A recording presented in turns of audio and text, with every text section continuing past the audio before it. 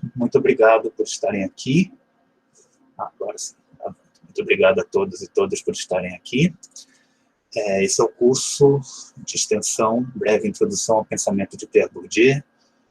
Meu nome é Fábio Ribeiro, eu sou um pós-doutorando em Sociologia na Universidade de São Paulo, aqui na FEFELESH. E eu fiz minha graduação, mestrado, doutorado, tudo na Sociologia da FEFELESH. Eu trabalhei com... Muito obrigado.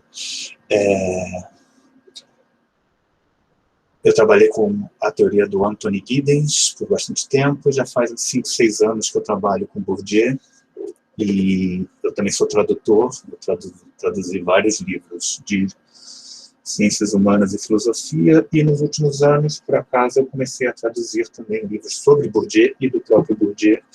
Então, só para mostrar, esse livro que acabou de sair da editora Vozes, Sociologia Geral 1, é minha tradução, saiu em novembro do ano passado. Eu vou explicar um pouquinho sobre a tradução também no momento, mas é só para dar minhas credenciais. Eu também participo do grupo de estudo sobre Bourdieu da Unicamp há alguns anos. E esse curso que a gente está tendo hoje tem a coordenação do professor Alexandre Marcella, da Sociologia da USP também. Então, vamos lá. Sobre Bourdieu. Isso é um curso aberto, então talvez alguns de vocês não saibam nada, só tenham curiosidade sobre Pierre Bourdieu, talvez alguns de vocês sejam alunos de ciências sociais ou de pedagogia, que são as áreas que mais costumam estudar Bourdieu, ou talvez alguns já sejam pesquisadores que estão usando Bourdieu em seus projetos de mestrado e doutorado, quer dizer, é um leque muito amplo de gente. Então, qual que foi a minha ideia ao preparar esse curso? Quer dizer, a ideia é que vocês saiam daqui, é um curso curto, 4 aulas, 2 horas, capazes de ler o Bourdieu com mais segurança. Quer dizer, vocês possam pegar um texto do Bourdieu e ler sem querer arrancar os cabelos imediatamente, e sem querer sair correndo, porque a gente sabe como é que é, né? E tem que tomar um certo cuidado, porque o próprio Bourdieu, hoje em dia, né, já faz quase 20 anos que ele morreu, ele já é uma grife sociológica, já é uma grife das ciências humanas, ele já é um campo de estudo das ciências humanas, para usar o próprio termo dele, né? Então tem várias disputas dentro desse campo sobre como o Bourdieu deve ser interpretado, como deve ser utilizado. Então, também só deixando bem claro que o que eu vou apresentar aqui não é necessariamente uma leitura, como se diz assim, consagrada, padrão, é uma leitura que eu faço, com base em muitos textos, muito trabalho que eu fiz, e outro risco que tem quando a gente começa a ler um autor que é uma grife, né, é cair muito na armadilha da teoria e de ir direto para os textos mais difíceis. Eu quero ler Bourdieu, então eu vou direto ler a distinção, eu vou direto ler a reprodução, aí você dá com os burros na água, porque ou às vezes o acesso a isso não é tão fácil. Então, o meu critério para escolher os textos, os temas que a gente vai trabalhar nesse curso, foi exatamente oferecer textos que são, se não mais canônicos, são mais acessíveis em termos de conteúdo, em termos de estilo, que têm origens distintas. Por exemplo, o texto que vocês leram para hoje foi uma palestra que ele deu no Japão. O texto da aula que vem é um pedacinho das regras da arte, que é um texto que ele realmente escreveu no formato de livro. Aí depois, na próxima aula, vai ser um texto sobre a sociologia da ciência, que foi parte de um curso que ele deu na França, no Collège de France. E o último texto é também uma palestra que ele deu para um público diferente, quando ele estava aceitando uma medalha de antropologia na Sociedade Real Antropológica de Londres. Então, são textos em contextos diferentes também, que vão mostrar vários aspectos da atividade do Bourdieu, né? Então, qual que é o problema desses textos? Como eles são textos curtos e são meio que de divulgação até certo ponto, vocês não vão ter acesso nesses textos a todo o trabalho de análise de dados que o Bourdieu sempre fez. Então, você pega os livros dele, que são tijolos, né, são livros bem grandes, eles têm todo um trabalho de coleta e tratamento de dados que não está presente nesses textos. Então, é bom sempre lembrar que o que ele está falando, né, e eu vou enfatizar isso nessa aula, não vem do nada, não vem da cabeça dele, tem tudo base num trabalho que não só é um trabalho de coleta de dados e trabalho de dados empírico, mas também é um trabalho coletivo. Isso é sempre muito importante, porque você vê os livros que ele faz, né, você pega a distinção, as 600 páginas, você vai ver, tem 500 tabelas e gráficos, sei lá o quê. Quer dizer, ele não fez sozinho. Ele tinha uma equipe de pesquisadores, de estatísticos, de alunos, que ele engajava em quase todos esses trabalhos, essas grandes monografias que ele fez durante a carreira, né? Então, isso aqui, e isso fica muito claro na concepção do trabalho científico do próprio Bourdieu. Tá? É sempre um trabalho coletivo, é sempre um trabalho que vai, vem, volta, vai, quer dizer, é uma coisa que vocês vão ver que é bem mais complexo. Então, o que a gente vai ter nessas aulas vai ser uma espécie de destilação desses textos práticos, dessas atividades de pesquisa, mas só não se esqueçam que por trás disso tem muito trabalho de campo, muita coisa por trás, tá? Eu vou começar com um esboço biográfico do Bourdieu, que eu acho que é útil para situar ele, mas a gente tem que tomar cuidado com o que o próprio Bourdieu chamava de ilusão retrospectiva. Está todo mundo vendo, né, a apresentação, só confirmando. Está, né? Tá todo mundo na página de biografia, tudo certinho. Né? Agora eu não vejo direito a cara de vocês, porque eu estou olhando a apresentação também. Se alguém quiser falar, por favor. Agora acho que é até melhor abrir o microfone. Mas o que ele chama de ilusão retrospectiva? No fundo, é uma coisa muito comum em biografias tradicionais. Né? Quer dizer, como a gente sabe como a história da pessoa termina, né? Ele foi um grande esportista, um grande cientista, um grande político, uma grande ativista, sei lá o quê, a gente tende a tratar a biografia inteira da pessoa procurando os traços que fizeram dela uma grande pessoa. E, no fundo, a gente sabe que a vida não é assim, né? Quando o Bourdieu era um sociólogo com 20 e poucos anos, ele não estava pensando em se tornar um grande... Ele estava fazendo o trabalho dele e coisas assim. Mas por que eu vou dar essa biografia? Porque, por outro lado, os elementos da trajetória pessoal, né, fazem parte do que o cientista coloca na sua pesquisa. Isso é algo que a gente vai ver com bastante cuidado, porque até para quem conhece um pouco de metodologia de pesquisa, é até um pouco estranho. Né? A gente fala, não, o cientista tem que ficar fora da pesquisa, tem que se manter neutro, coisa assim. E a perspectiva do Bourdieu não é essa, e eu vou explicar isso com mais detalhes na última aula, mas esses dados biográficos, eles nos ajudam a colocar um pouco quem foi, né, o Bourdieu. Então, quem foi Pierre Bourdieu? Pierre Bourdieu, olha que bonitinho, é esse aqui, que está na esquerda da foto, com 10 anos de idade. Ele nasceu em 1930, numa aldeia no sudoeste da França, quase na fronteira com a Espanha. E em 1930, a França ainda não tinha passado por um grande processo de urbanização, então ela era ainda razoavelmente descentralizada. A infância do Bourdieu, ele nem falava francês, ele falava gascão, né, que é um dialeto daquela região. E o avô dele era camponês, o pai dele começou como camponês, mas depois virou um carteiro, que já é uma transição que o Bourdieu considera significativa, né, já é uma profissão que é regulada pelo Estado em relação ao fazendeiro. E o Bourdieu começou a estudar e logo se dedicou aos estudos e foi mandado primeiro para um colégio interno em Pau, que era a capital dessa região onde ele nasceu, dos Baixos Pirineus, dos Altos Pirineus, e depois ele é mandado para Paris, para um liceu que é de preparação para Escola Normal Superior, né? A École Normale Supérieure, que na França, a França tem esse conjunto que eles chamam de grandes écoles. São universidades que são o topo do sistema universitário, que meio que criam os grandes quadros políticos, intelectuais e administrativos. Então, tem uma grande escola de administração, de engenharia, e também para criar professores universitários, que é essa Escola Normal Superior, né? E o Bourdieu se forma em filosofia, na École Normale Supérieure, E ele pretende começar um doutorado em filosofia, para estudar um tema que era a fenomenologia das emoções, só que o que acontece? Na década de 50, nessa década de 50, ele tem que fazer o serviço militar dele e ele é mandado para a Argélia.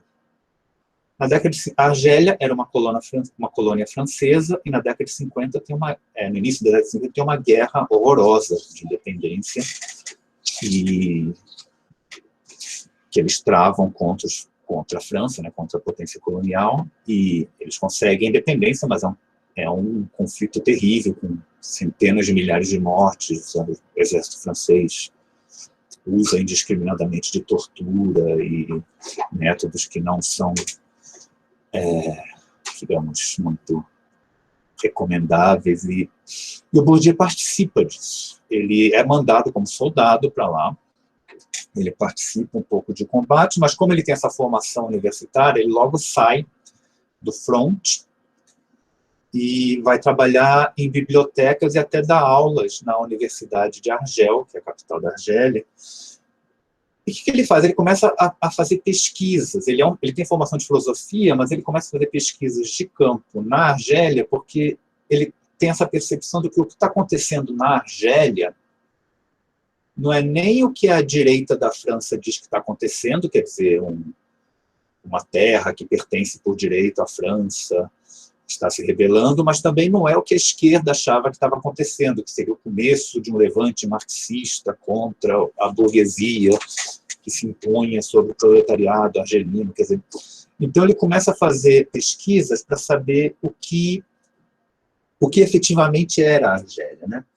E daí que vem o primeiro livro dele, que é chamado Sociologia da Argélia, Sociologia de l'Algérie, mas que no fundo não é uma sociologia, é um livro antropológico. Ele discute as várias etnias que existem na Argélia e as relações entre elas.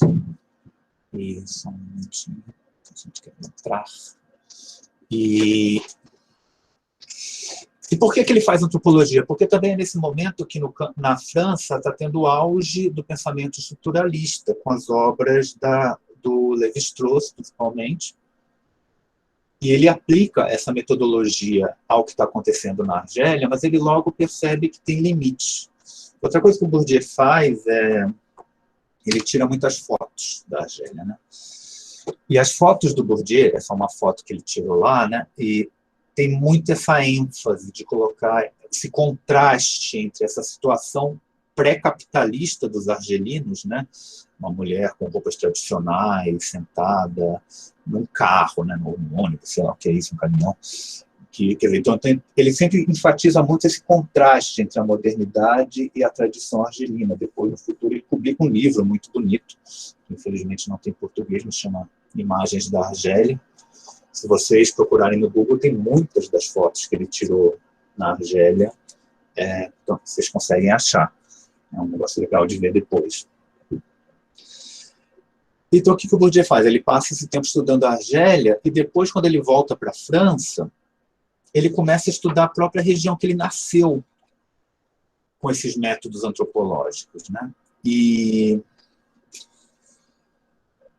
a gente vai ver por que ele fez isso na última aula, que é uma coisa bem interessante. Eu vou deixar o suspense.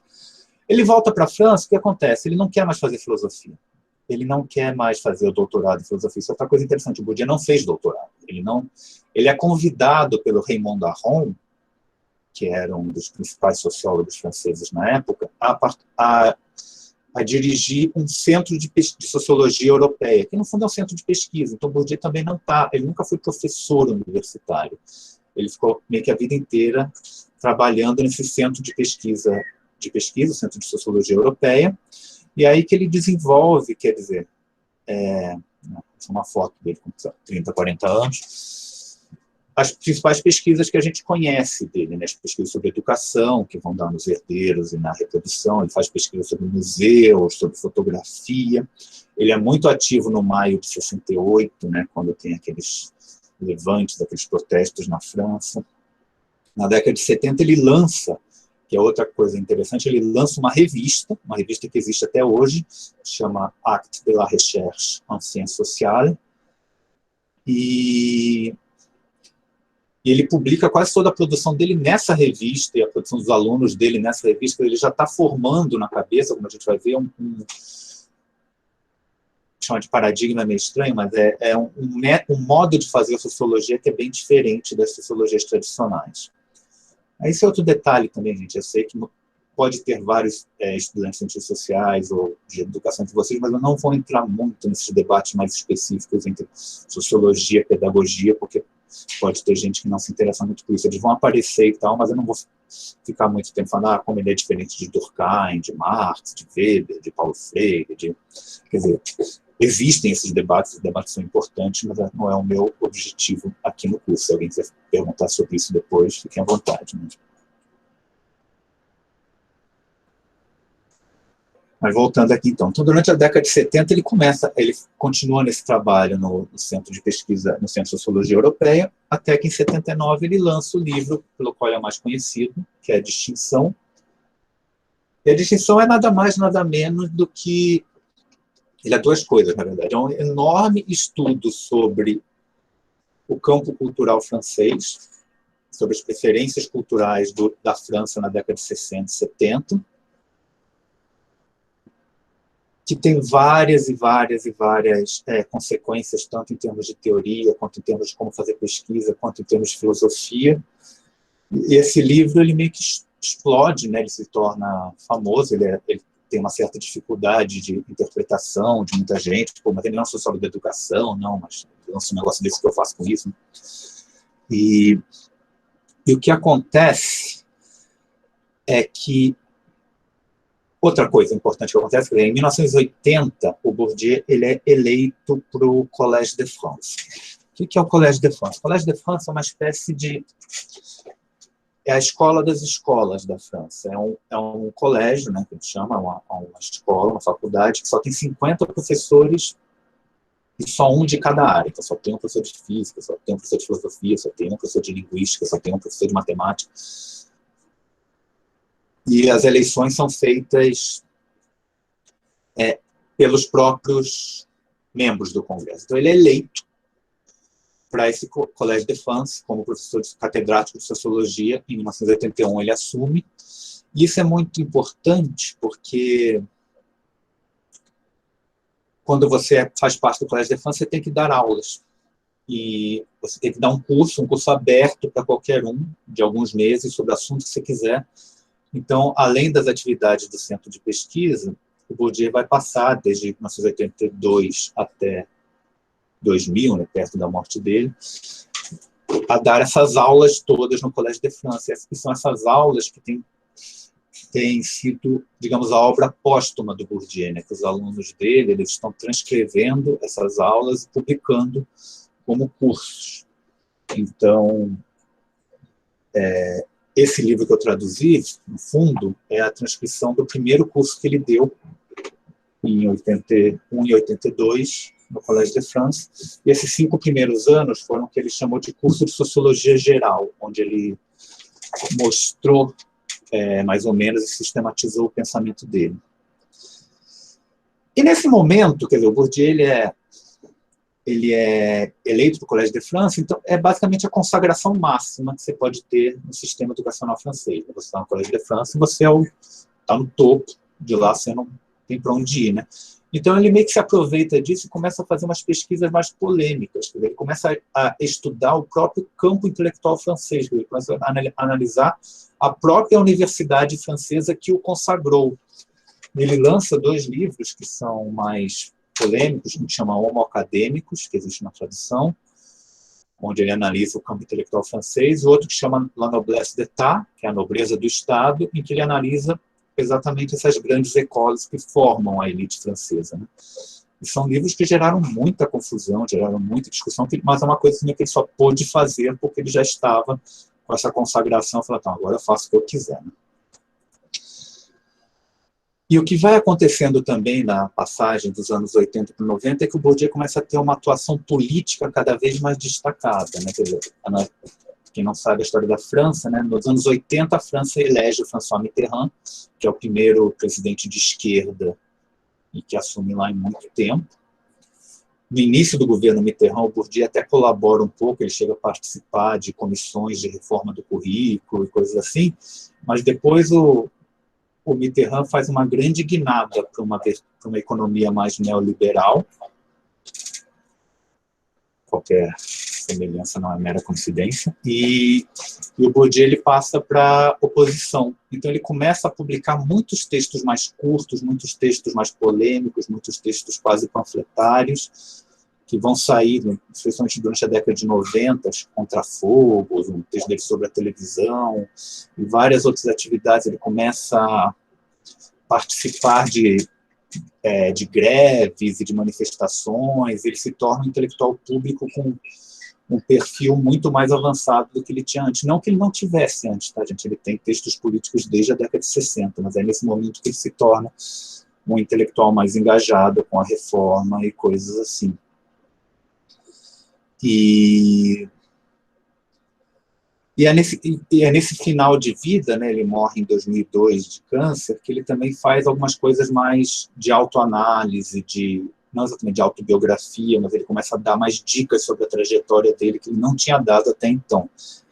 Ele morre em 2002, como eu disse, e essas obras póstumas vêm sendo publicadas, ainda tem coisa a publicar, que eu sei, tem vários livros que ainda vão ser publicados, essas obras póstumas também estão trazendo uma releitura de várias coisas que ele trouxe. Eu não vou falar muito da recepção do Bourdieu nos Estados Unidos, na Inglaterra, no Brasil, mas eu posso dar dicas sobre isso, na verdade eu vou dar dicas sobre isso depois. Então, enquanto esboço biográfico, é mais ou menos isso. Essa fotinha aqui é a cara do Bourdieu de não fale besteira, senão eu vou aí puxar o seu pé quando você estiver dormindo, tá? Então, voltando, esse foi o esboço biográfico, agora a gente vai entrar nessa aula. Essa aula, gente, eu acho que é a aula mais pesada e mais corrida, porque eu vou dar um resumão da teoria do Bourdieu, dos conceitos fundamentais. Eu acho que as próximas aulas em que a gente vai ver esses conceitos em ação, primeiro no campo da arte, depois no campo da ciência, vão ser mais tranquilas e mais rápidas. Agora eu estou indo mais ou menos porque tem muita coisa para dizer.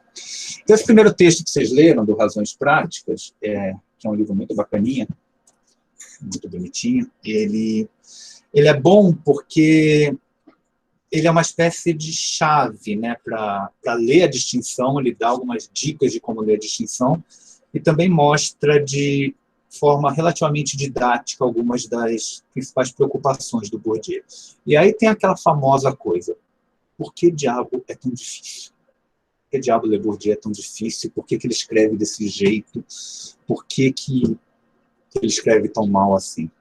E a resposta, uma resposta muito triste, é difícil porque é feito para ser difícil. Ele faz isso meio de propósito. Por quê? Agora eu vou tentar justificar, explicar por que acontece.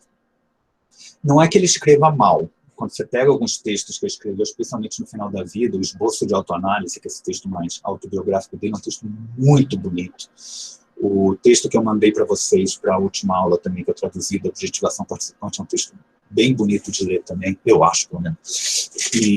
Então ele sabia escrever bem, mas quando ele fazia os textos propriamente acadêmicos dele, ele fazia de um jeito complicado. Por quê? Porque ele tinha medo.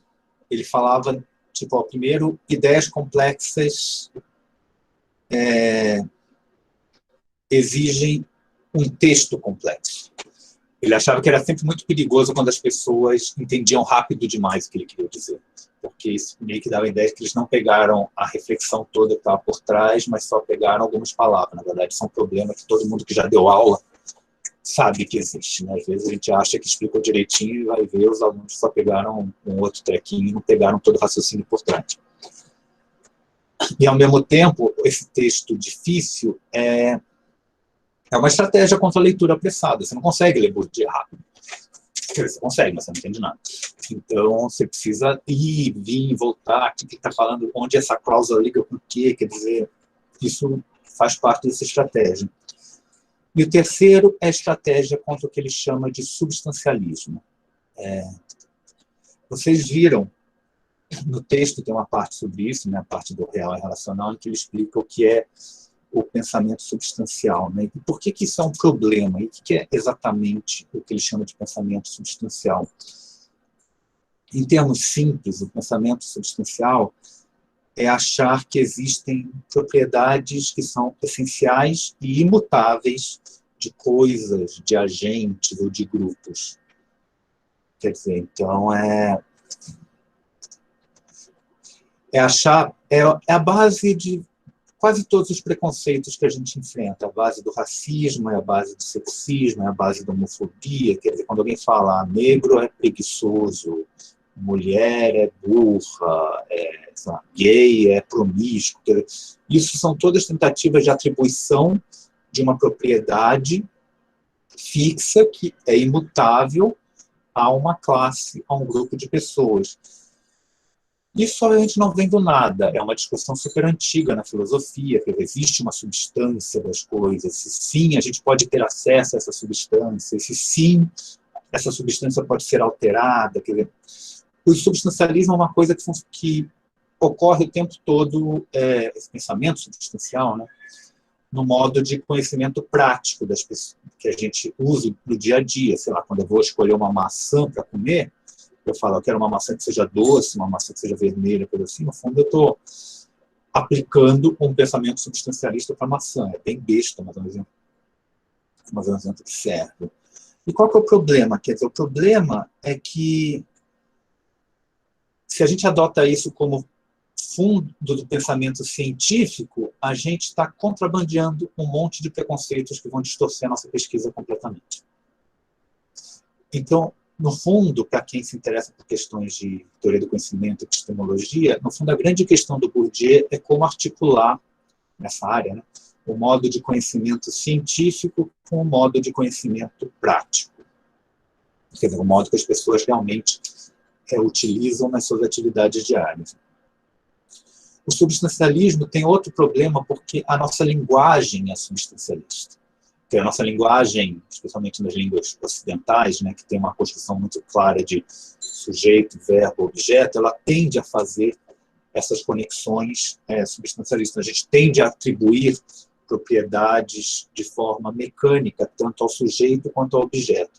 Então, todas essas frases do tipo, o Brasil fez, os evangélicos são, isso tudo são frases que, para o Bourdieu, não são científicas, porque você não consegue dizer que existe um sujeito Brasil que é exatamente desse jeito. Isso é tudo questão de pesquisa. E prestem atenção, quando eu falo Bourdieu diz, de certa forma, eu também estou fazendo isso, é meio que inevitável, porque a nossa linguagem não tem como fugir disso. Então, qual que é a solução do Bourdieu? Quer dizer, é o que ele fala também no texto de pensamento relacional. O que quer dizer o pensamento relacional? E, de novo, o Bourdieu, ele fala no texto, ele não foi o primeiro a fazer isso. Ele está inspirado em outros filósofos, especialmente como Cassirer, que ele cita no texto, Russell, Gaston Bachelard, ele tem todo esse trajeto de filosofia. Aliás, isso é uma coisa que eu não falei na biografia dele, mas que é muito interessante, especialmente para quem é das ciências sociais. Como o Bourdieu tem toda essa formação em filosofia, ele meio que constrói a sociologia dele sem estar em grande diálogo com os grandes da sociologia, com Marx, Weber e Durkheim. Ele tem esse diálogo, mas ele vem depois. As categorias do Bourdieu são pensadas mais em termos a filósofos, mesmo filósofos muito antigos, como Platão, Spinoza, Leibniz, Descartes, e essa turma mais recente, do Russell, Sartre, Merleau-Ponty, Wittgenstein. Isso também é outra coisa que deixa o Bourdieu bem mais difícil do que a maioria dos teóricos sociais para quem não tem essa formação filosófica. Mas isso é só um parênteses, né?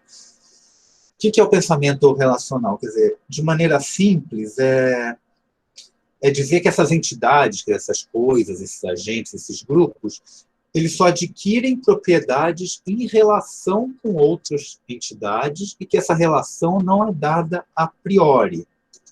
Ou seja, elas têm propriedades que só aparecem quando você estabelece a relação. Então, todo o trabalho de pesquisa científica bourdieusiana é para tentar descobrir essa rede, esse nexo enorme de relações que existe em tal objeto que você queira pesquisar. Está dando para seguir por enquanto, gente? Está tudo mais ou menos tranquilo? Qualquer coisa, alguém fale, tá? Vamos ver se... eu não vi. Generalizações do senso comum. É isso mesmo, substancialismo também, Fabrício. Isso mesmo. Deixa eu voltar aqui.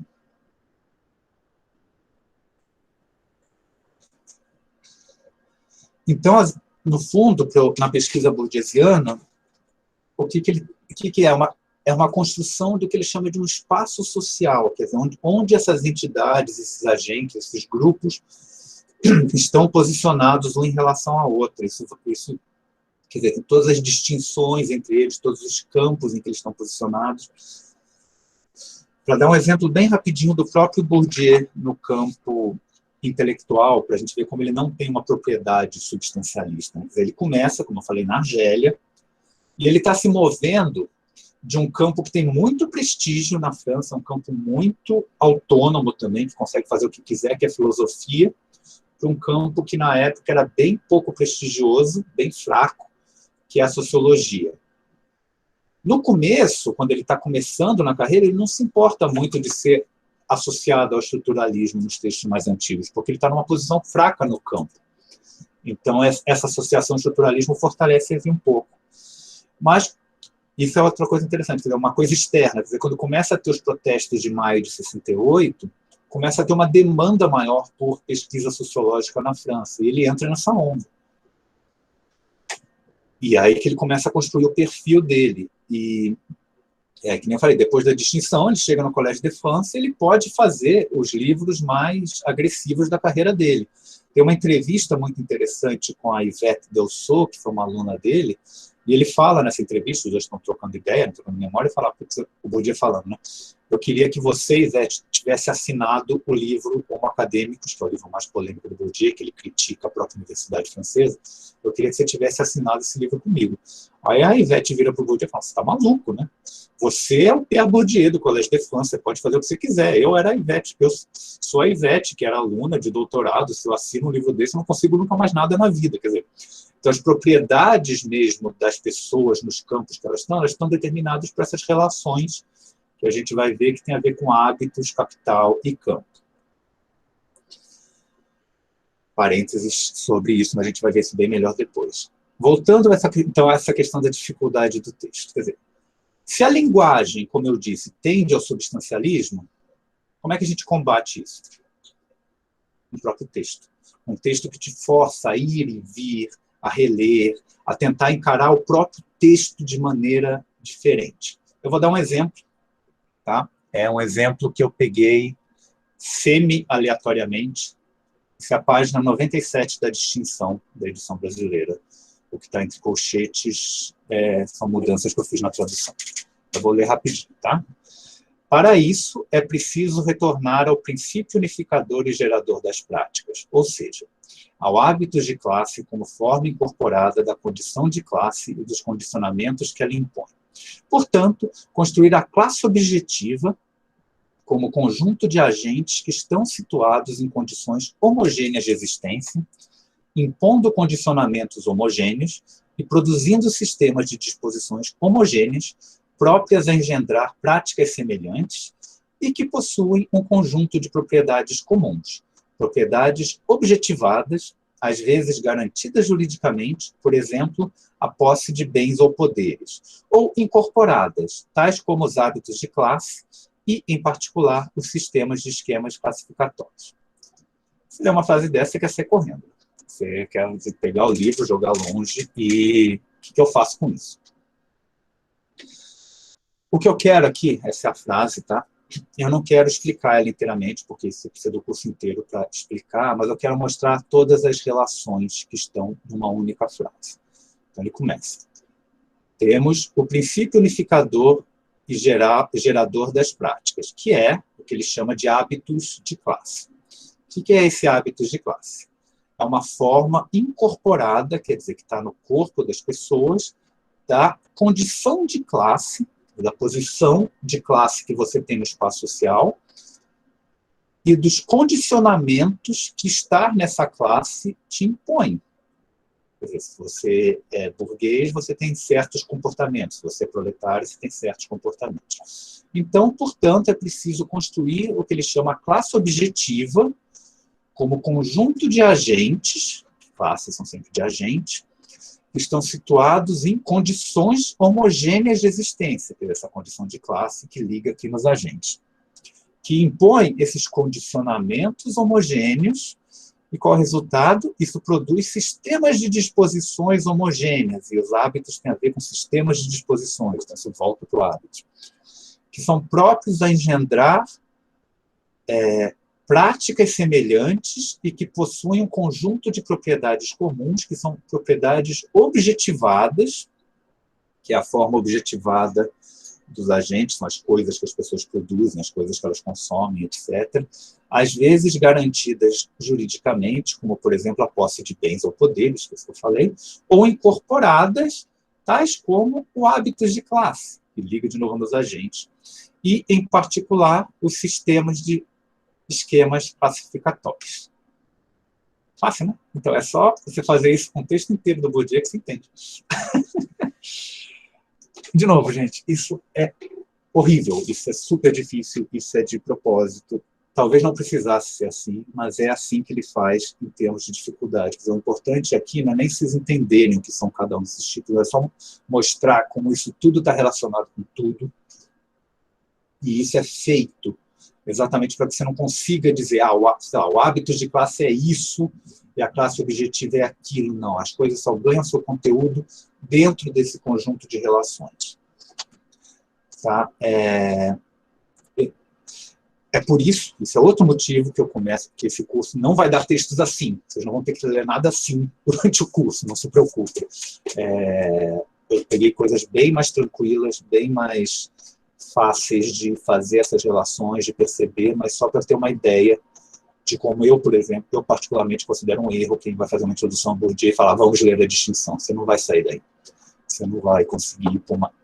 A distinção precisa de um certo trabalho para você conseguir ter um acesso ao livro. Isso, obviamente, não acontece só com Bourdieu, né? Que nem alguém fala, eu quero ler Kant, eu vou ler a Crítica da Razão Pura, eu quero ler Marx, eu vou ler o primeiro capítulo do Capital. Não, às vezes a gente tem muito... Às vezes esse choque é legal, para saber, nossa, o buraco é bem mais embaixo do que eu pensava, mas, por outro lado, para realmente aproveitar o que está acontecendo, eu acho que não funciona.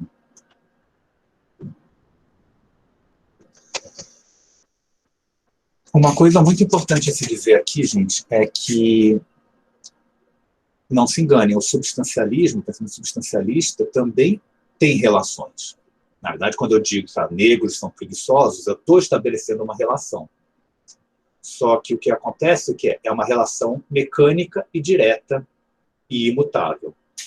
Não é desse tipo de relação que a gente está tratando aqui. Quando você olha um mapa de relações como esse, não tem nada pré-determinado, e o que é exatamente essa condição de classe, esses agentes, esses condicionamentos, etc., isso é tudo determinado na pesquisa. Tudo descoberto, determinado não, descoberto na pesquisa, através de métodos quantitativos, qualitativos, de questionários, de entrevistas, de observação, de leitura, de fotografia. Bourdieu usa muitos métodos para chegar nisso. E isso aqui é muito legal, né? Porque normalmente a gente pensa, quem tem essa formação nas humanidades, né, que da teoria a gente vai para a prática. Né? A gente primeiro tem uma teoria na cabeça e depois a gente vai para a prática. O movimento bourdieusiano é o contrário. A gente tem um problema de pesquisa, a gente vê o que faz para conseguir ter acesso a esse problema de pesquisa no mundo real, e a partir daí a gente vê como é que a teoria vai se aplicar a isso. Quer dizer, no fundo, o que o Bourdieu fala, eu não estou fazendo um modelo geral, eu não estou fazendo uma análise completa. Ele chama as pesquisas dele de, isso que eu estou fazendo é uma pesquisa de um caso particular do possível, que é uma frase que ele tira do Bachelard, que é outro filósofo que eu citei, né? O que é um caso particular do possível? É uma configuração das coisas num certo contexto histórico, num certo contexto social, num certo contexto geográfico, que a partir daí talvez tenham elementos que podem se aplicar a outros casos e outros lugares, mas você também só vai descobrir isso quando você fizer pesquisa nesses outros casos e outros lugares. Você não pode pressupor. Então, ou seja, quer dizer, quando o Bourdieu fala que... Não, no fundo, todas as minhas pesquisas são, de modo geral, sobre a França na década de 60 e 70. Isso quer dizer que as pesquisas não servem para nada para a gente que está no Brasil em 2021? Não. Pode ser que tenham elementos que valham e possam ser aplicados, pode ser... Certamente tem elementos que vão ter que ser modificados, isso é outra coisa. O Bourdieu nunca achou que ele estava escrevendo a teoria dele em pedra, os textos dele em pedra, ou, tanto que ele faz isso no final do terceiro dele, né? Um convite para que se façam mais pesquisas.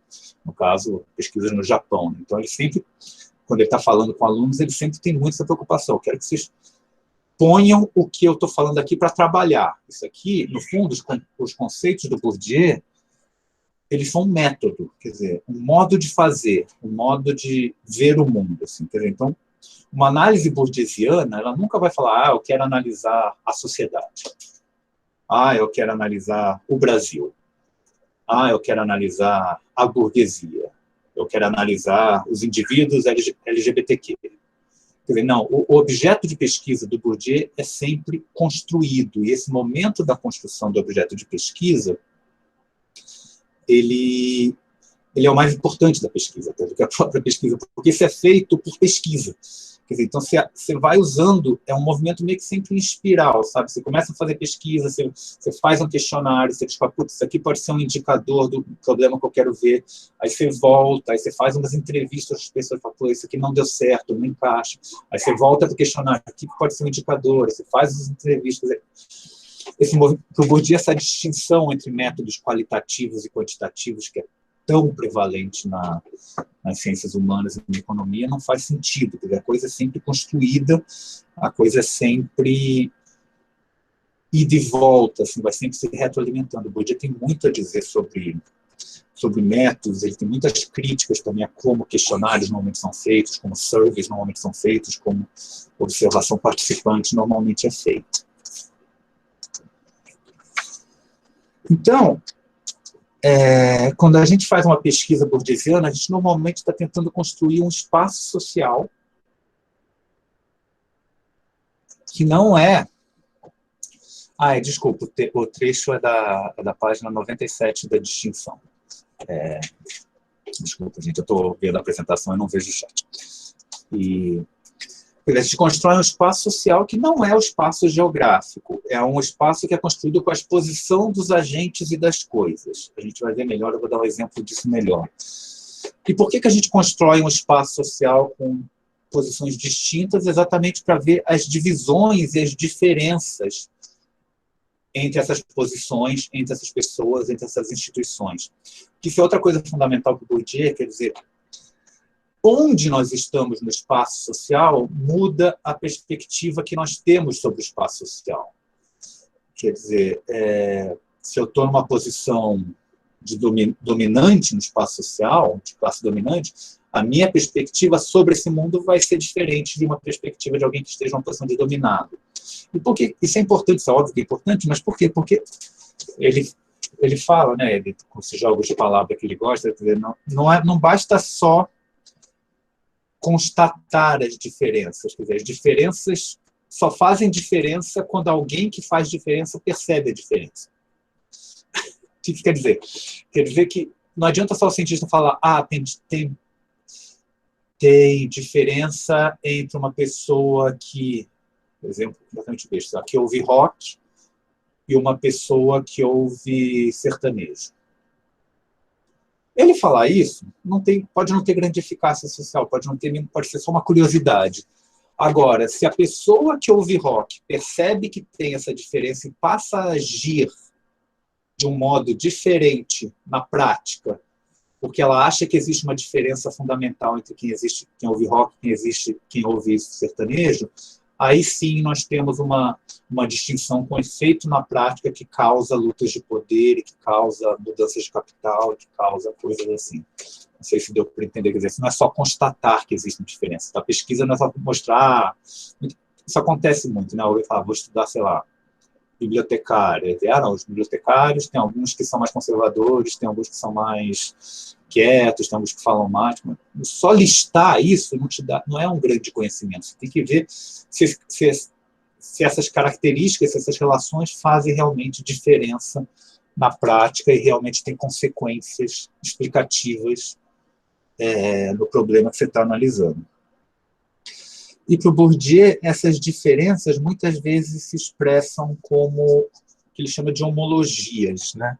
E o que é homologia? Homologia é mais ou menos uma diferença que é semelhante. Para dar um exemplo bem besta, que não é verdade, é como se a classe alta estivesse para a classe média, como a classe média estivesse para a classe baixa.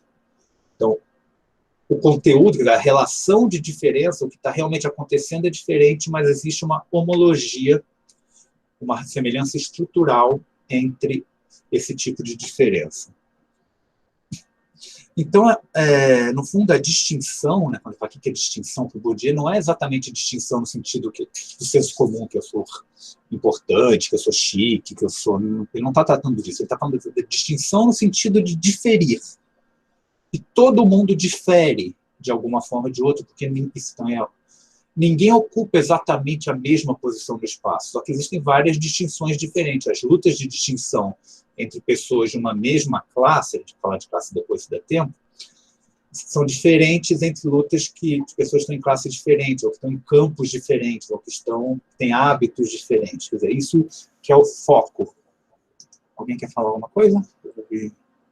Professor. Oi, Juliana, fale. Poderia repetir a parte de homologia? Sim, então, o que é homologia? Homologia é uma diferença que se repete em outros campos, por exemplo. Você pode dar... E aí não é tanto o conteúdo dela, mas você pode dizer, por exemplo, a diferença entre... Existe uma diferença entre um patrão e um operário, para nós mais concreto, que é homóloga à diferença entre um pintor e o marchand que vende seus quadros, por exemplo. Não sei se faz um sentido. Então, essas diferenças têm a mesma função, e essa função, como se vê depois na pesquisa, são determinar hábitos diferentes, gostos diferentes, capital diferente, mas o que se descobre na pesquisa é que essas diferenças podem atuar em diferentes campos, e isso é que ele chama de homologia. Isso fica mais claro também quando a gente lê os textos das próximas aulas, mas eu espero que isso já dê uma ajudinha. Deu uma clareada, Juliana? Obrigada. Ok, legal. Então, voltando aqui. E como é que a gente calcula uma posição no espaço social? Como é que a gente representa um agente no espaço social? Normalmente, isso é feito em relação ao que ele chama do volume e da composição do capital. O volume do capital é quanto capital uma pessoa tem. Agora, a composição do capital quer dizer as proporções de capital. O Bourdieu, como talvez você já tenha ouvido falar, uma das coisas que deixou ele mais conhecido é essa ideia de que não existe só capital econômico, né, o dinheiro, as propriedades que a gente tem, mas também outros tipos de capital. Então, no fundo, a distinção, a grande hipótese dela é que na França dos anos 60, o que ele chama de capital cultural tem uma importância muito grande em relação ao capital econômico. Isso, de novo, não é dado, isso é resultado de pesquisa. Pode ser que no Brasil de hoje em dia seja muito diferente. Então, eu vou passar rapidamente pelos 3 principais tipos de capital. Eu vou explicar por que principais. Então, o primeiro é o capital econômico, que é o mais simples de entender, né? Quanto dinheiro você tem, quantas propriedades você tem, quantos meios de produção você tem, quantos recursos financeiros você tem. Tem o que ele chama de capital cultural. O que é o capital cultural? São coisas que vêm da sua educação, esse conhecimento que você tem, que vem da sua herança familiar, que aí também é um pouco isso, como você se porta, como você exibe o que você sabe, o que não sabe, se você tem esse senso de como agir nas diferentes situações. Mas também pode ser propriedades, os quadros que você tem, as esculturas, os livros, os diplomas. Também existe esse tipo de propriedade que certifica capital cultural. E tem também o que ele chama de capital social, que, no fundo, são as amizades que você faz, as conexões que você tem, os relacionamentos que você tem. Esses tipos são os básicos. Dependendo da sua pesquisa, por exemplo, se você estiver pesquisando o campo universitário, você pode falar, pô, aqui tem um capital que está de um jeito diferente, você pode chamar isso de capital acadêmico e tal. Você tem que tomar cuidado com isso, que é muito fácil proliferar os conceitos. Tá? O que o Bourdieu fala é que, no fundo, todos esses subconceitos de capital acabam se reduzindo, de certa forma, a esses três. E esses três estão relacionados com o quarto tipo de capital, que é o que ele chama de capital simbólico. O que é capital simbólico? De certa forma, é o prestígio. Ou, em outros termos, é o quanto desse capital é reconhecido pelos outros. Por exemplo, você pega duas pessoas que estudaram física.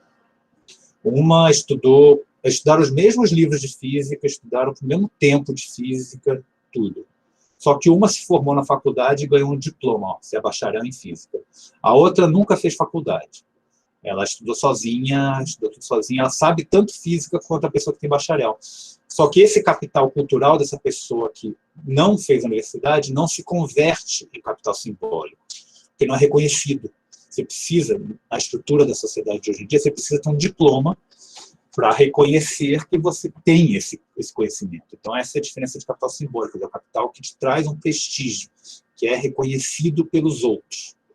Quer dizer, então, que age nesse jogo da distinção. Professor, então, oi, por favor. Marcelo. Professor, deixa eu ver se eu entendi uma coisa. Então, essa questão, né, da composição do capital, por esse esquema que o professor colocou nesse slide, dá para perceber que também isso é dinâmico, né? Isso muda, né? Então, isso também está associado àquela propriedade relacional, no sentido que, eventualmente, uma posição que você ocupa no espaço social, ela pode imediatamente ser mudada dependendo desse capital simbólico, dos valores que interferem nesse reconhecimento, ou você adquirindo mais capital, enfim. É isso?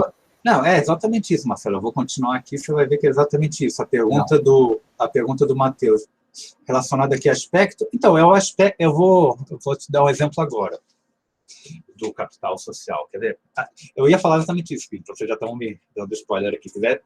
As relações entre os capitais, a composição, o quanto de cada capital você tem, se é econômico, cultural, social, isso varia com o tempo, com o campo e também com a posição no campo. E, então, isso quer dizer o quê? Que alguns se tornam mais relevantes como geradores de princípios de diferenciação. Por exemplo, numa sociedade pré-capitalista, como a que os antropólogos estudam, como indígenas no Brasil, ou como os argelinos que o Bourdieu estudou, o capital social pode ser muito mais importante que o econômico. Quer dizer, qual clã que você pertence, a qual linhagem que você pertence, qual totem que você segue, pode ser muito mais importante do que quantos recursos você tem, quanto gado você tem, ou quanta terra arável você tem. Quer dizer, esse tipo de coisa muda bastante com o tempo. Então, o exemplo de capital social para o Matheus é um pouco isso, quer dizer, são esses relacionamentos que você pode mobilizar em busca de trunfos no campo. Vocês vão ver como isso funciona também,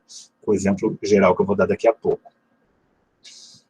Então, na época da distinção, a hipótese do Bourdieu é um pouco isso, que na França do final da década de 60, o capital cultural estava ganhando importância. Por quê? Porque estava tendo uma grande reforma educacional na França, que estava aumentando o acesso das pessoas ao sistema escolar e universitário.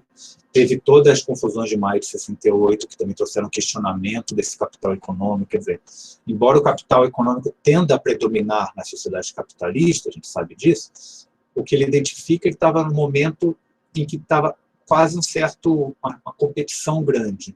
Isso provavelmente já mudou.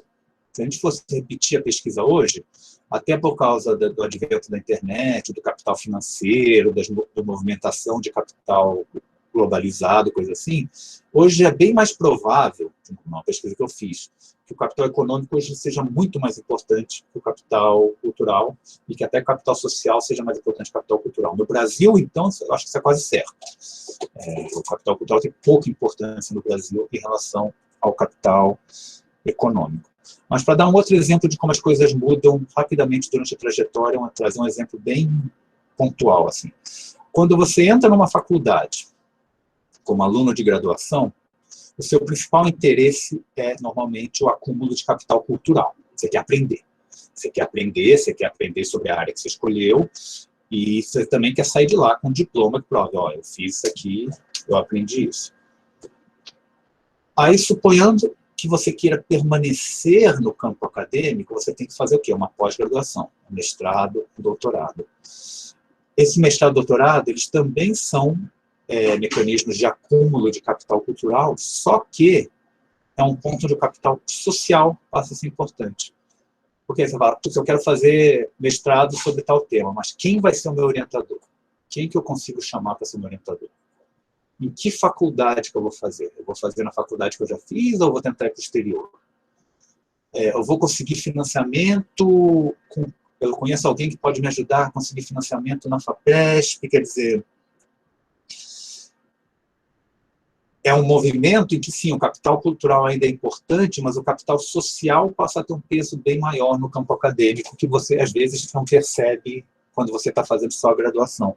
Então, quer dizer, esse volume, essa concentração de capital, como o Marcelo falou, estão sempre relacionados. Então, isso vocês têm que se acostumar a pensar. São todas relações e nenhuma relação é dada. Nunca vou falar, o capital econômico é sempre mais importante.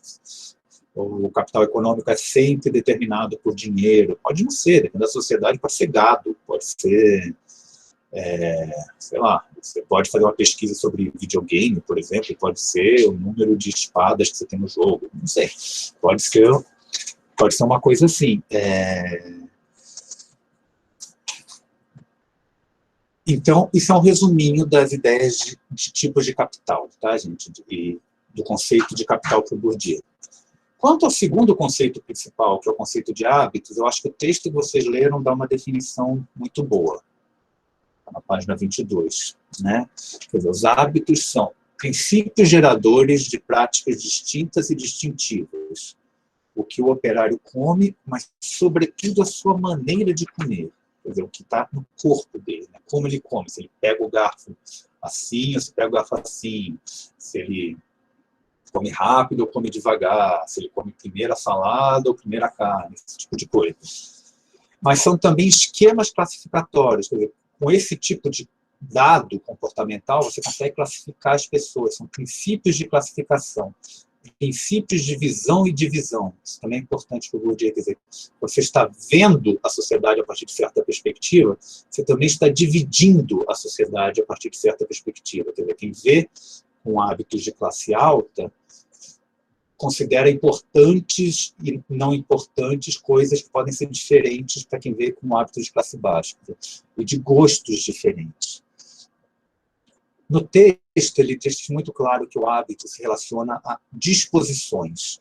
O que quer dizer isso? Né? Quer dizer, os hábitos, eles são disposições que nós formamos durante a nossa vida e nós incorporamos, que a gente traz no nosso corpo, é o jeito de falar, é o nosso sotaque, é o jeito que eu olho, é o jeito que eu ando, é o jeito que eu tomo decisões, é o jeito como eu escolho, se eu quero pendurar um quadro na minha parede, que tipo de quadro eu vou escolher, que faculdade eu quero fazer, que emprego eu quero ter, que família eu quero ter, que relacionamento amoroso, eles são todas disposições que vêm da nossa formação, da nossa socialização na família, na escola, e também nos encontros que a gente tem durante a vida. E isso, obviamente, também depende do capital que você tem acesso. Se você tem acesso a uma biblioteca quando você é uma criança, você provavelmente vai ter uma disposição diferente de alguém que só aprende a ler com 10, 12 anos. Depende dos campos em que a gente atua, depende do espaço social onde a gente está. Bem isso, Matheus, entre outras coisas. Mas o que é importante aqui pensar, isso é outra coisa absolutamente fundamental que muita gente esquece quando lê Bourdieu. Essas disposições, esse nosso hábito, ele não determina o que a gente faz. Não é uma relação, eu tenho hábitos de classe alta, o hábito X, então eu vou agir de modo Y. Não é assim. Quer dizer, o Bourdieu ele sempre trata tudo em termos de probabilidade. Isso é fundamental também. Quer dizer, todas essas relações do Bourdieu são colocadas em termos probabilísticos. Quer dizer,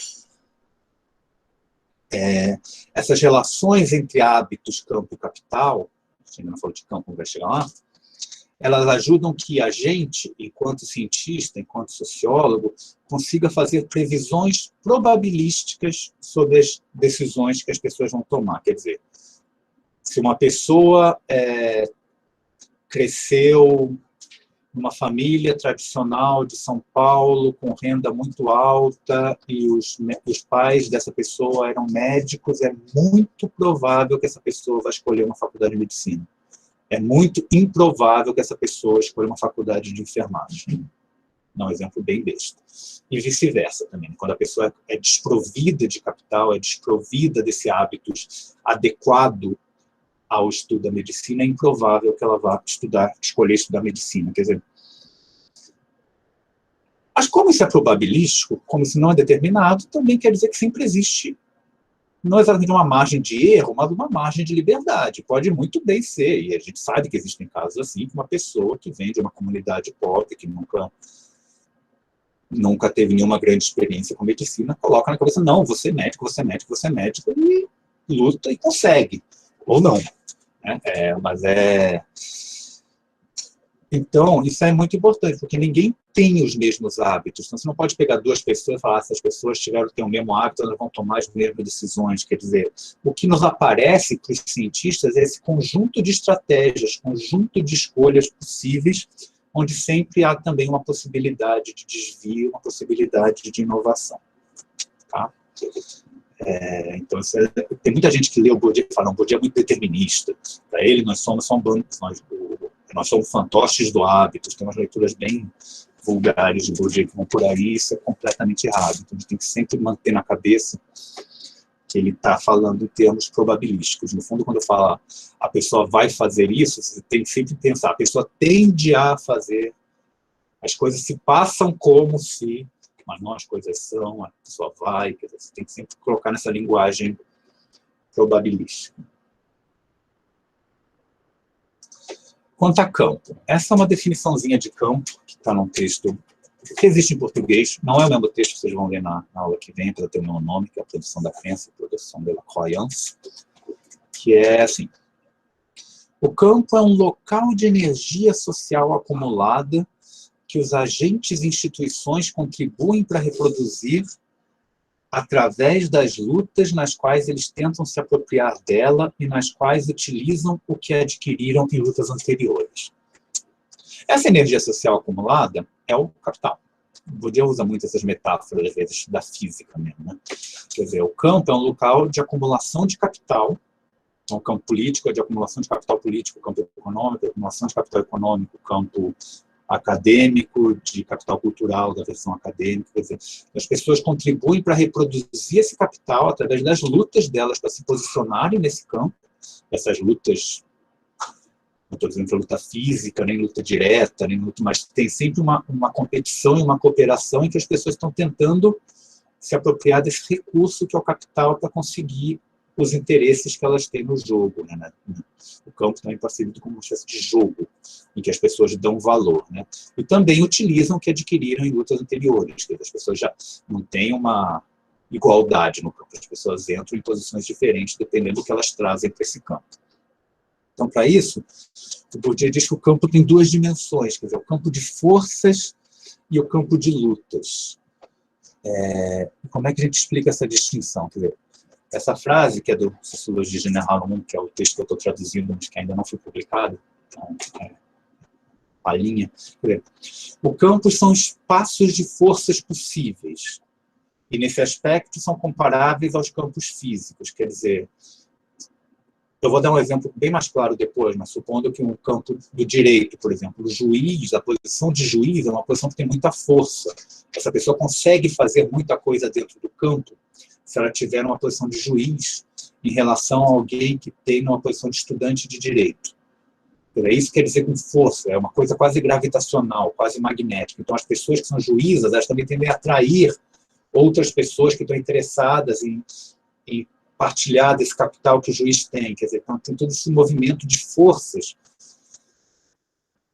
E continuando, né? Então, que os agentes sociais engajados nesses campos são dotados de hábitos, quer dizer, essas disposições, que lutam para transformar a estrutura do espaço das forças possíveis com forças que dependem de sua posição no espaço das forças possíveis. Quer dizer, isso também depende da posição que a pessoa está no campo.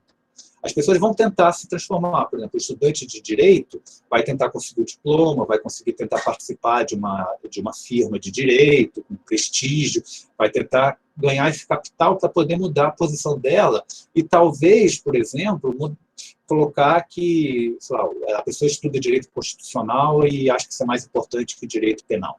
Um exemplo completamente besta. Mas ela pode tentar usar esse recurso de capital para mudar as estruturas de força no próprio campo do direito. Quando se fala muito da judicialização da política brasileira, no fundo essa disputa de qual é o papel, qual é a posição correta do judiciário na relação entre os três poderes, por exemplo. Isso é uma coisa bem banal que passou pela minha cabeça agora, mas é assim que os campos agem, quer dizer, a gente age no campo, né? A gente está sempre envolvido em campo. Vocês aqui estão no campo acadêmico, vocês têm o trabalho que vocês desenvolvem em algum lugar, vocês têm a família de vocês, isso tudo pode ser lido em termos de campo ou não, mas nem tudo é campo, tá, gente? Também tem que tomar um certo cuidado com isso. As pessoas que estão numa estação de metrô comprando passagem não são um campo, são pessoas que estão interagindo, coisas assim, mas elas não têm um princípio de capital unificador que gera essa energia social que motiva as ações das pessoas. Como é que isso funciona? Então, eu vou dar um exemplo aqui para juntar isso tudo, tá, gente? Para ficar mais claro, eu espero que fique mais claro. Com um exemplo que é absolutamente fictício, tá? Eu não tirei de teoria nenhuma, eu tirei de pesquisa nenhuma, eu tirei na minha cabeça. Por Bourdieu, a gente sempre tem que fazer pesquisa antes de fazer um espaço social, mas vamos pressupor um pequeno pedaço do espaço social, um recorte do campo acadêmico. Isso aqui é o tio Bourdieu falando que não é assim que se faz, tá? Isso é só um exemplo didático. Não se esqueçam disso. O que é esse recorte do campo acadêmico? Imagine como um espaço. Esse espaço ele é estruturado por dois tipos de capital. Então, aqui no eixo vertical, nós temos o capital econômico, que, para esse exemplo, eu determinei como o salário. Quer dizer, então, dependendo do salário da pessoa, vai estar a posição dela no eixo vertical. De novo, o capital econômico não se reduz a isso. Eu não estou levando em consideração as propriedades que as pessoas têm, as heranças que elas recebem, os investimentos, a gente está falando só em nível de salário. E o capital cultural, no eixo horizontal, é medido em relação aos títulos que a pessoa tem. Título curriculo látigo, assim, publicações, diplomas, coisa assim, que também não é tudo do capital cultural. Não leva em consideração a educação que a pessoa tem, ou os quadros, ou as obras, ou o próprio conhecimento explícito que ela possa ter. Né? Isso nos dá o campo de força. Quer dizer, a gente vai colocar essas pessoas no campo e essas são as principais forças atuando no campo, a força do salário e a força dos títulos. Aí vamos pensar que nesse campo nós temos 3 posições de professores assistentes. PA. Então, PA1 é uma pessoa que tem bastante capital cultural, ela tem muitos títulos e tem um nível de salário relativamente baixo. O PA2 é médio e médio, tanto em termos de título quanto em termos de salário. E o PA3 vamos supor, alguém que acabou de virar professor assistente, que tem um certo número de títulos, mas ainda está no salário no nível mais baixo da carreira. Isso é legal porque também mostra que a trajetória das pessoas pode ser mostrada no espaço social, né, na representação do espaço social. Então, a gente pode quase pressupor que tem uma linha que liga do PA3 ao PA1 em termos da trajetória que a pessoa desenvolve em termos de professor assistente. Quer dizer, ela vai publicando, vai fazendo as coisas dela, vai ganhando adicionais do salário e chega num certo limite, que é onde está o PA1. Aí vamos supor, por exemplo, outras posições que a gente pode colocar aqui. O CD é o chefe do departamento. desses professores. A gente vê que ele tem um nível relativamente alto de capital cultural, de título, mais da metade da linha aqui, e também tem um nível bem mais alto de salário do que os professores assistentes conseguem. Mas também é interessante mostrar que isso pode significar, que essa posição do chefe de departamento no campo, pode significar que ela meio que sacrificou o crescimento em capital cultural, quer dizer, parou de publicar, parou de dar aula, para entrar nesse caminho burocrático de ser chefe de departamento e adicionar ao seu salário e começar a ganhar mais dinheiro. Essa é uma outra posição que a gente pode colocar no campo. Vocês estão vendo que elas estão todas relacionadas entre si também, né? Onde o professor assistente está também depende de onde o chefe de departamento está. De novo, se eu fiz tudo no chute, pensando para essa aula, uma pesquisa, a gente poderia buscar indicadores, como salário real, os títulos reais, que nos permitiriam colocar isso na discussão. Vamos pensar que tem essa posição aqui de DA, que é o diretor de uma agência de pesquisa, diretor do CNPq, diretor da FAPESP. Isso pode ser, nem sempre é, uma pessoa que tem muito pouco capital cultural. Alguém pode ser só um bacharelado, sei lá, em alguma coisa, uma especialização, mas que começou uma carreira burocrática, ligada à academia, mas não na academia, e que por causa de um concurso que é diferente, ou às vezes até por uma indicação política de um prefeito, governador, presidente, foi parar nessa posição onde ela ganha um salário muito alto, mas tem um capital cultural muito baixo em relação aos outros.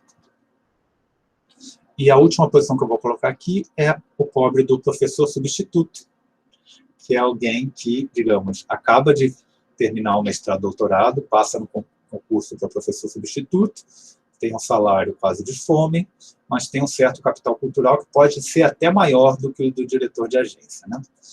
Então, isso é um exemplo de como a gente coloca as coisas nesse espaço que, na verdade, é tridimensional, porque tem a coisa da trajetória também, nesses pontos se movem com o passar do tempo.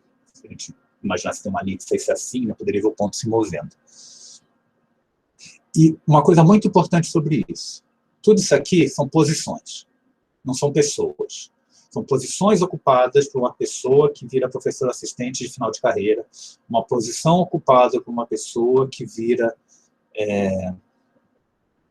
diretor de agência num certo momento, uma posição ocupada por uma pessoa que resolve fazer esse movimento para virar chefe de departamento. Quer dizer, de novo, não é substancialista, não importa a pessoa que está lá, importa que as posições apresentam essas características nesse espaço feito por títulos e salário. Aí vamos supor que tem uma vaga de professor titular. O que é essa vaga de professor titular? Eu botei em amarelo porque ela está no momento desocupada. O que é um professor titular? É uma pessoa virar um professor assistente para professor titular. O que é? É um processo de concentração de capital. É uma pessoa que muda da posição de professor assistente para professor titular, ela aumenta o salário, então ela concentra o capital econômico, mas também aumenta o capital cultural.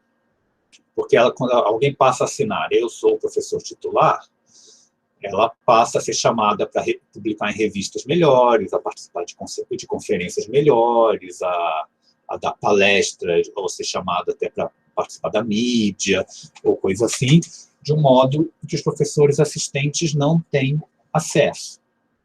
Então, no fundo, é um processo em que a pessoa... E como é que funciona para ser um professor titular? Você tem que mostrar que você tem um capital cultural e as disposições adequadas para ocupar essa posição. Então, se a gente supor que os 3 professores assistentes vão concorrer para chegar a essa posição de professor titular, o que a gente pode pressupor também é que, dependendo da posição deles, eles vão ter estratégias diferentes.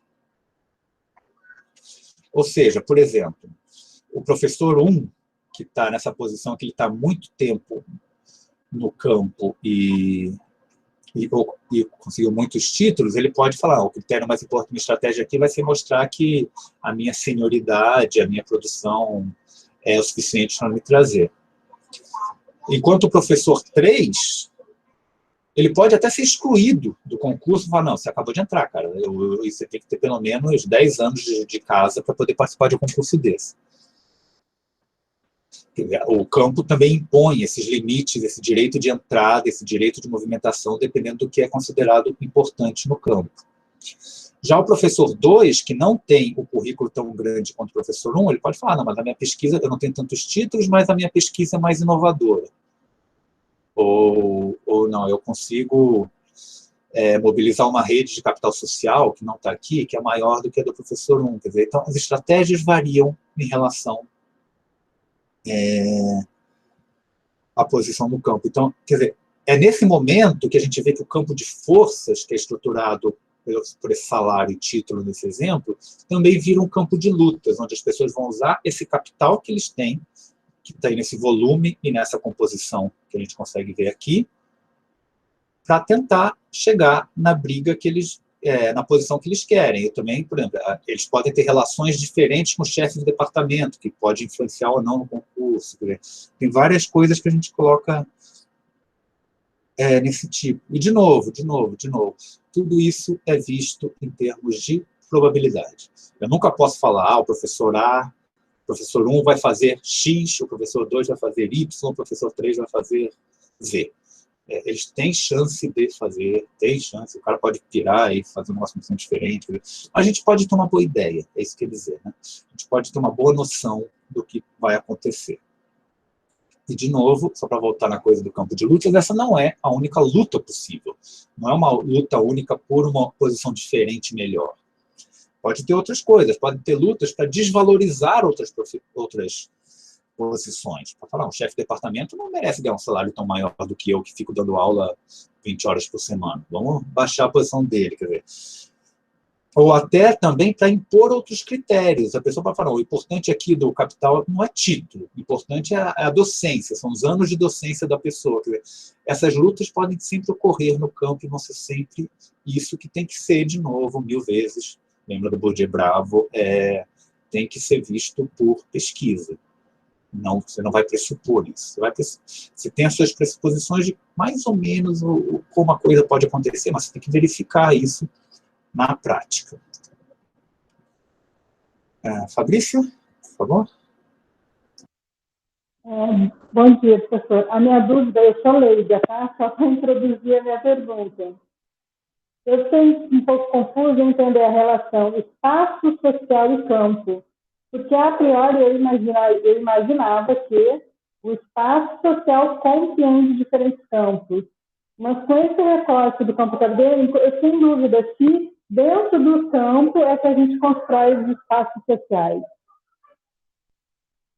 Não, essa é uma excelente pergunta que sempre aparece também, porque não é muito claro, nem no próprio Bourdieu, mas a ideia é que o espaço social ele é um conjunto de campos, de certa forma. Então, isso aqui é só um recorte de um campo específico, mas a gente tem que lembrar que essas pessoas podem ter recursos de outros campos que elas podem trazer por isso. Para dar um exemplo que eu acabei de pensar, supondo que o professor 2, sei lá, é filho de um governador.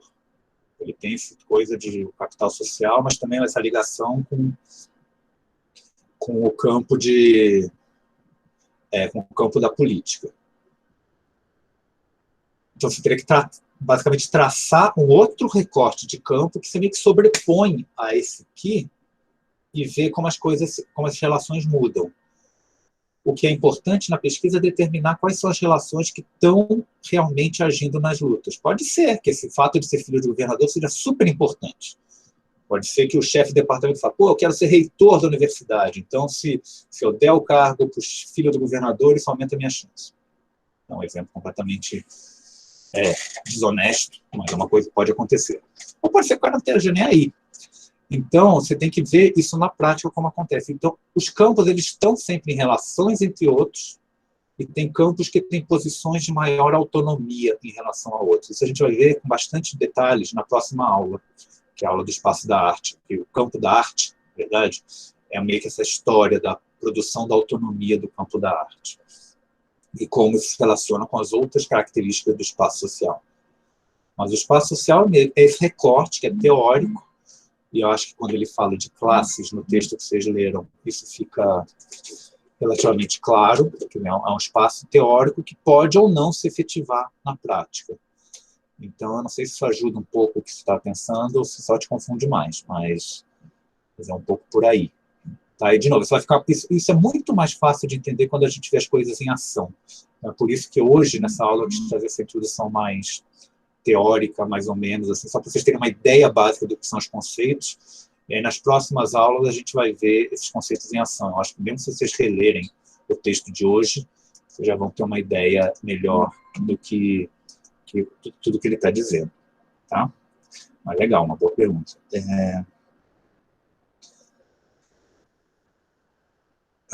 Então, só vamos falar um pouquinho, depois desse exemplo, sobre o que ele fala de classe no final do texto que vocês leram hoje, do Razões Práticas.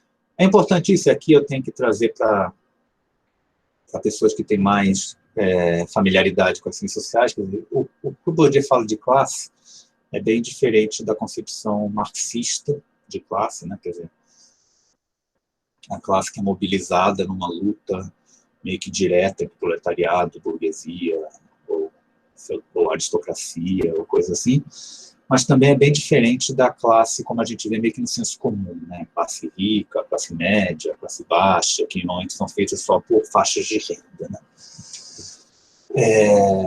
De novo, a classe, para o Bourdieu, é um conceito absolutamente relacional. Ela não é reduzida à questão econômica. As classes são recortadas no espaço social. Então, a definição que ele dá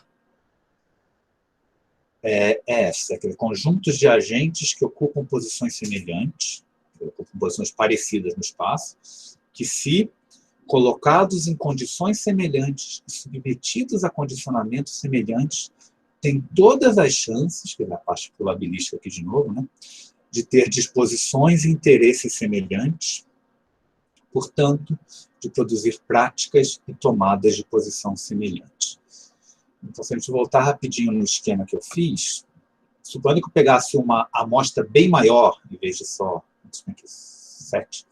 6 posições, se eu tivesse uma amostra enorme de professores assistentes e todos eles estivessem mais ou menos nessa parte inferior do campo, enquanto meio que todos os professores, diretores de agência estivessem nessa parte superior esquerda, etc., aí a gente poderia dizer que existe uma classe dos diretores de agência em relação à classe dos professores assistentes. Quer dizer, isso, não, de novo, não é dado a priori, isso é dado na pesquisa.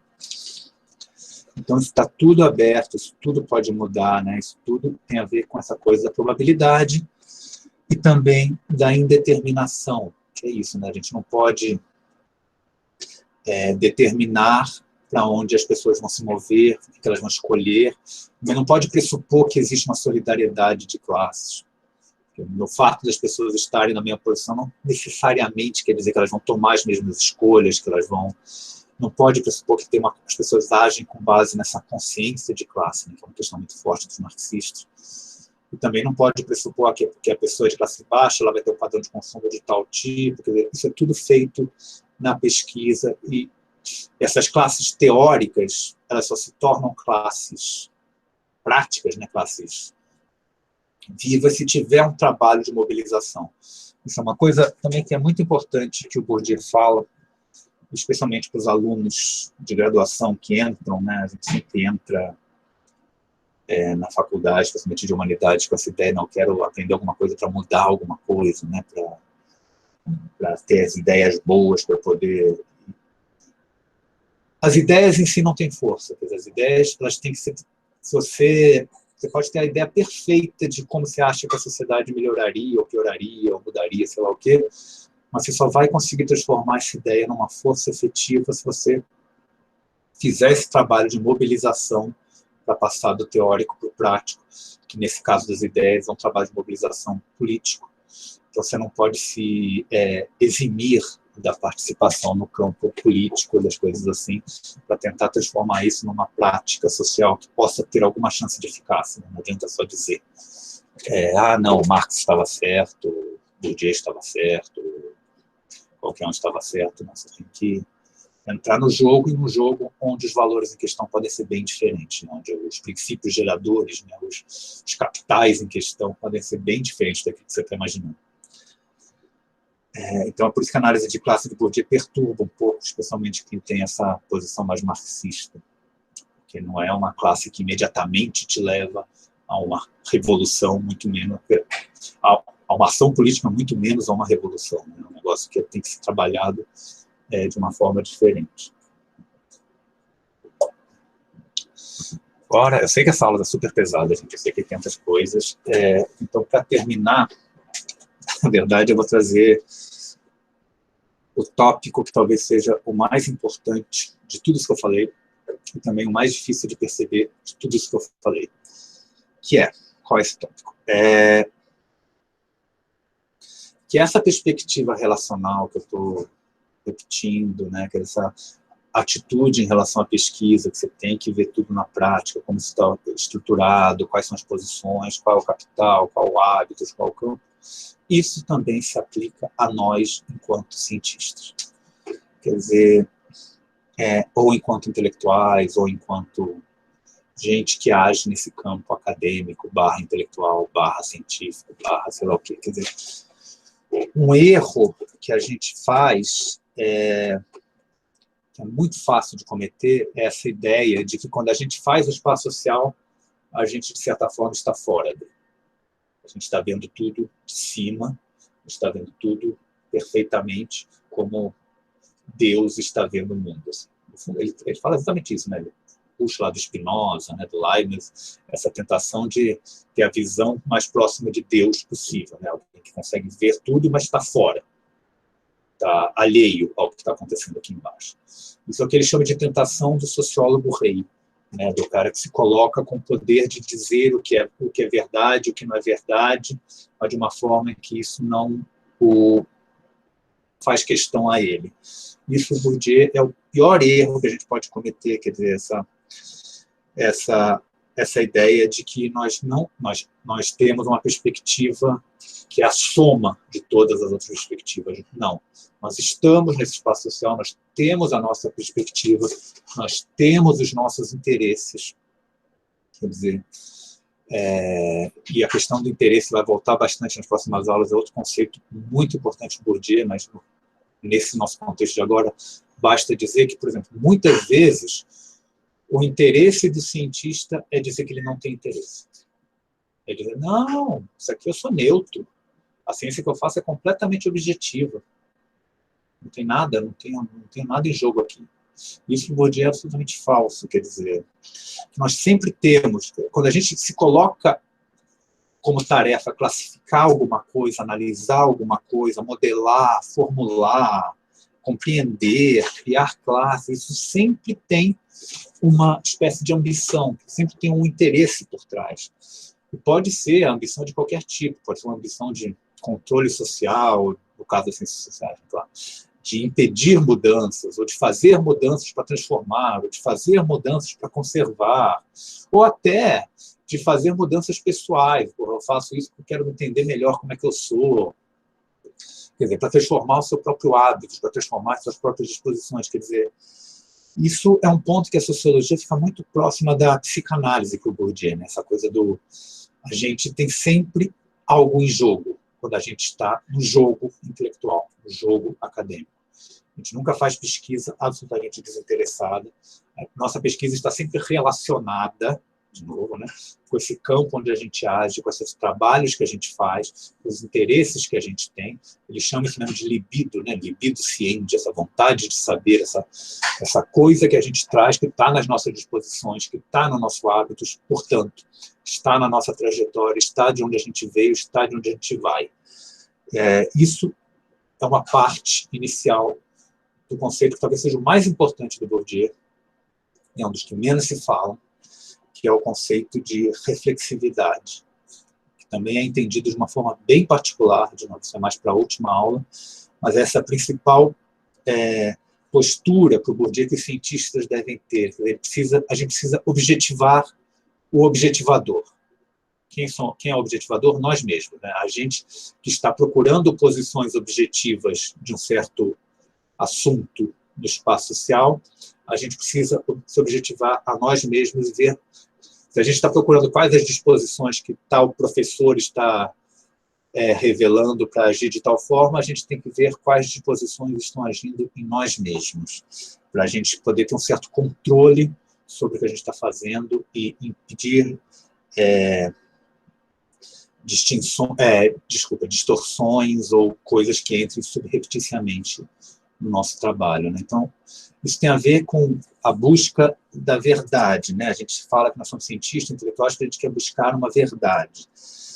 O que a gente não pode esquecer, do Bourdieu, é quando essa verdade que a gente diz que a gente encontra, ela imediatamente entra nos campos.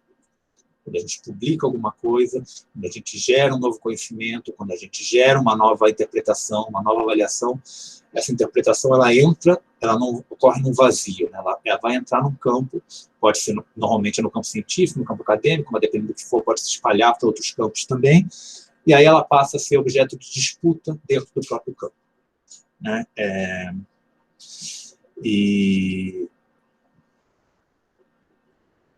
E essa disputa é o quê? Para tentar impor uma perspectiva como mais legítima que a outra, né? Então, quando Galileu, quando Copérnico fala que não é a Terra que gira em torno do Sol, não o Sol que gira em torno da Terra, isso se torna uma verdade em jogo, em luta dentro do campo.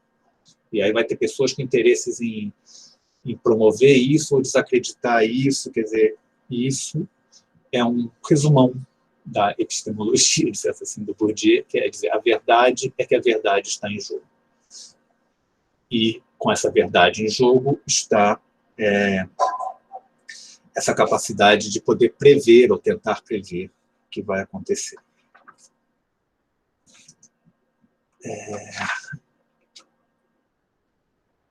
Vocês lembram de como no começo, quase terminamos, gente, eu juro, eu fiquei fácil de terminar a aula, Paulo. Eu disse que a linguagem que o Bourdieu emprega, ela é meio feita para superar essas dicotomias substancialistas na ciência comum, né, que tem muita coisa. Em termos de sociologia, ele faz mais ou menos isso, né? Quem estuda sociologia, só para falar rapidamente, né, tem várias dicotomias que aparecem o tempo todo, ação e estrutura, subjetivismo, objetivismo, liberdade, determinismo, micro e macro, quer dizer, essa perspectiva do Bourdieu pretende superar isso tudo ao colocar tudo num nexo de redes relacionais, estruturais, com um modo de causalidade diferente. Não é que nem que elas são resolvidas, é que elas deixam de fazer ser sentido, porque os problemas que se colocam na perspectiva relacional são outros. Quer dizer, qual é o princípio de estruturação das práticas, quais são as condições de possibilidade de um certo hábito, qual é a composição do capital, quer dizer, é um pouco por aí que o Bourdieu vê o mundo, de certa forma. E isso é muito importante, que muita gente esquece, né? A palavra teoria, né? Vem do grego, e o teorem do grego quer dizer olhar, ver. E a teoria é uma visão, é um modo que a gente aplica para ver o mundo e enxergar o mundo e ver como as coisas acontecem no mundo. E o que o Bourdieu faz é tentar aplicar esse modo de ver a um objeto que é basicamente invisível. Você nunca vê as relações entre as pessoas, você vê as interações das pessoas conversando, como eu estou conversando com vocês agora, mas você não vê essas relações, você não vê o capital, você não vê o campo, você não vê o hábito. Então, é um modo de captar essas relações invisíveis através de uma teoria da prática. Quer dizer, vendo através da prática, a gente capta a teoria e por isso consegue entender melhor a prática. Esse nó que ele dá nessas concepções muito de senso comum sobre o que é a atividade científica, o que é a atividade teórica, o que é atividade de construção, de pesquisa, que eu acho particularmente fascinante no que o Bourdieu faz e que é bem diferente da maioria do que a gente vê nos cursos de ciências humanas em geral, né? Mas, se o Bourdieu diz que o objeto da ciência social é exatamente essa possibilidade de existência dos coletivos e como eles são compostos, quais são essas relações, quais são essas coisas do invisível que estão agindo conosco o tempo todo, que nós colocamos para agir, qual que é a resposta? São relações entre posições que estão sempre se movendo em relação às disposições, os interesses, as estratégias que vão gerar tomadas de posição, quer dizer, decisões, práticas, interações, comunicações, representações, com base nessas disposições, com base nessas estratégias, com base nesses interesses. É uma competição que pode ser ou não violenta e que, de certa forma, isso é muito interessante também, vocês viram uma palhinha disso no texto, esse caráter simbólico dessas competições tem uma certa característica de magia.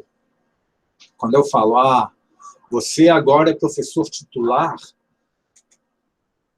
é quase um ato de magia. Quer dizer, tem 500 coisas por trás, 500 leis, 500 rituais, 500 modos de entender o que é um professor titular, que é institucionalizado com uma simples frase. Está por trás disso. E mais, essa frase precisa ser reconhecida numa audiência, a audiência precisa reconhecer a legitimidade dessa frase para isso ter alguma validade. Quer dizer, isso não é diferente, em certo nível, de um feiticeiro, sei lá, numa sociedade tradicional, dizendo não, o filho deste homem será o rei. De certa forma, um pouco isso. Ele tem esse ato de magia social que está por trás dessas coisas todas, está por trás da linguagem, está por trás dessas relações. E o que a ciência social, na visão bourdieusiana, faz é desencantar isso, é tentar exatamente mostrar o que está por trás dessa magia do social. E quando ela desencanta, quem leu Weber sabe que esse desencantamento também é um tema do Weber, né? Ela desencanta os próprios cientistas. E isso é uma coisa bem interessante também. A sociologia bourdieusiana é muito corrosiva. Quando você entra a fundo nela, né, você não consegue mais, como eu falei, a gente achar que eu sou um cientista sem interesse.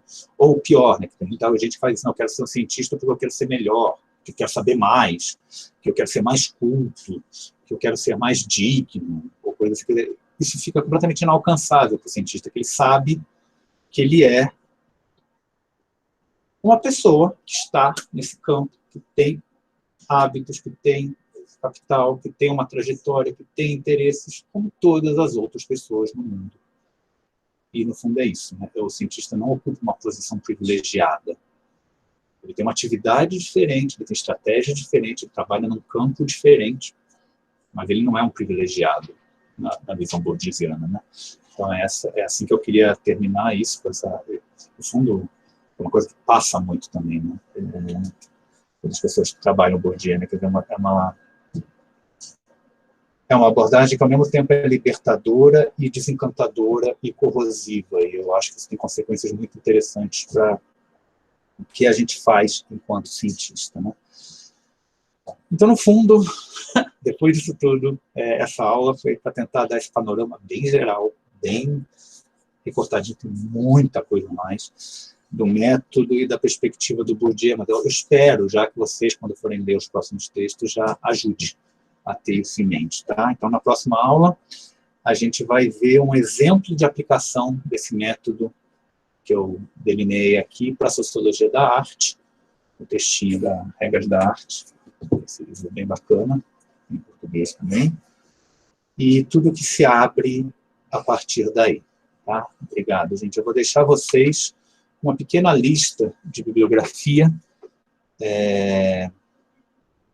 de alguns textos que são mais legais para dar uma visão geral da perspectiva bourdieusiana, não são textos específicos, né? Não são as pesquisas dele mesmo, né? Então tem o próprio esboço de autoanálise do Bourdieu, onde ele faz uma espécie de autobiografia intelectual, mas que não é bem uma autobiografia. Esses textos do Coisas Ditas são duas entrevistas que ele deu, que ele explica bastante da perspectiva dele. Esse tem nome em inglês, não é em inglês, tá, gente? É só um nome que é em inglês. Tem esse livro que, infelizmente, é muito difícil de achar, que ele fez com Loïc Facan, que também é uma excelente introdução ao método bourdieusiano. Aí tem 2 livros que foram publicados recentemente, que tentam explicar os conceitos e os métodos do Bourdieu, o vocabulário Bourdieu, do Afrânio Catani, e esse do Michael Grenfell, que é um professor inglês, que saíram nos últimos anos. Para quem quiser uma biografia mais tradicional mesmo, infelizmente só tem em francês, essa biografia da Marianne Lescourret. Tem esse texto do Renato Ortiz, que é o professor titular no Unicamp, que é interessante para quem quiser saber da história de como os textos do Bourdieu chegaram no Brasil, que é um artigo curto, essa nota sobre a recepção do Pierre Bourdieu no Brasil. E esse texto do Louis Pinto, que chama Pierre Bourdieu, a Teoria do Mundo Social, existe uma tradução, e é uma abordagem também mais conservadora, mais tradicional, mas que tenta dar uma visão geral do Bourdieu em termos teóricos. Eu espero que vocês tenham gostado, eu espero que vocês não tenham ficado assustados. Eu posso mandar essa lista para começar... Desculpa, agora que estou vendo as perguntas, gente. Tem um monte de coisa. Então, vou de trás para frente. Sim, a aula vai ser compartilhada. A lista de presença eu vou tirar aqui das pessoas que vieram na aula. Acho que eu consigo pegar isso. A gravação será compartilhada, mas só depois que o curso terminar, tá? Isso vai ser feito pelo pessoal da Cultura e Extensão da FEFELESH, eu não sei exatamente como vai ser. Eu posso mandar essa lista de textos por e-mail, e aí isso também já responde a pergunta do Eduardo, acho que algum desses textos aqui. Quem quiser continuar lendo Bourdieu, pode continuar lendo os outros textos do Razões Práticas, que também é bem bacana, mas eu acho que esse texto, você conseguir achar o Bourdieu com Vacan, que infelizmente é uma editora que não existe mais, assim, Convite à Sociologia Reflexiva, acho que talvez seja a melhor introdução, só que infelizmente é difícil de achar em português, mas existe em inglês, que for mais fácil. Deixa eu só ver se tem mais pergunta aqui. A verdade depende das forças do campo de luta? Sim e não. A gente vai ver isso na aula da Filosofia da Ciência, que é a terceira aula, como funciona melhor essa coisa da verdade, e como ela depende em parte, mas também, segundo o Bourdieu, a gente consegue ter uma espécie de transcendência, que é uma coisa bem bacana também. E tem a pergunta da Marina. O fato do hábitos não determinar a ação do indivíduo seria a grande diferença do conceito de fato social do Durkheim? Então, quando o Durkheim fala de fato social, ele não está tanto pensando no hábitos, né? Ele está pensando nas instituições. Mas ele não pensa nessa forma relacional. O Bourdieu tem, agora não lembro exatamente onde, mas tem um momento que ele fala que o Durkheim chegou quase lá, né, com aquela coisa das representações coletivas, mas ele está muito ainda preso nessa coisa muito de uma ciência muito objetiva, muito objetivada, e não consegue pensar muito essas relações entre os indivíduos e as instituições.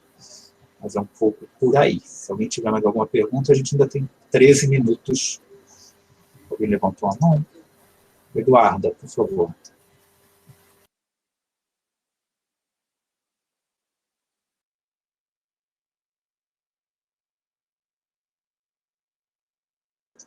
Eduarda, você está escrevendo, falando?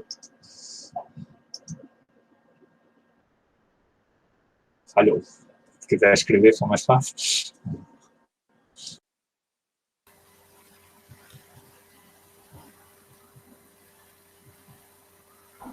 A gente não está te ouvindo, não. Acho que o Marcelo está com o microfone aberto também. Não sei se tem mais alguém.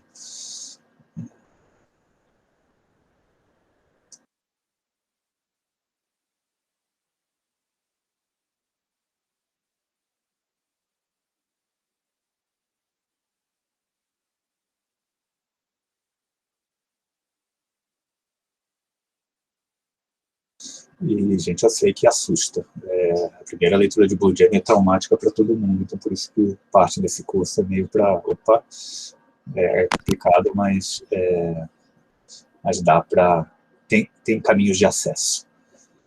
Eduardo, continuamos não te ouvindo, infelizmente. Professor, deixa eu aproveitar então, só uma pergunta. O texto Marcelo, da próxima aula é fácil de encontrar na internet? Sim, os textos das próximas 2 aulas são fáceis. O Regras da Arte e o Para a Sociologia da Ciência, eu sei que existem PDFs na internet, eu não posso compartilhá-los. mas são fáceis de encontrar. E o último texto, aliás, de novo, eu espero que vocês tenham recebido um e-mail. Se alguém não recebeu o último texto, me avisa, que aí é o texto que eu mandei mesmo, que foi o que eu traduzi. Eu esqueci de parar a apresentação.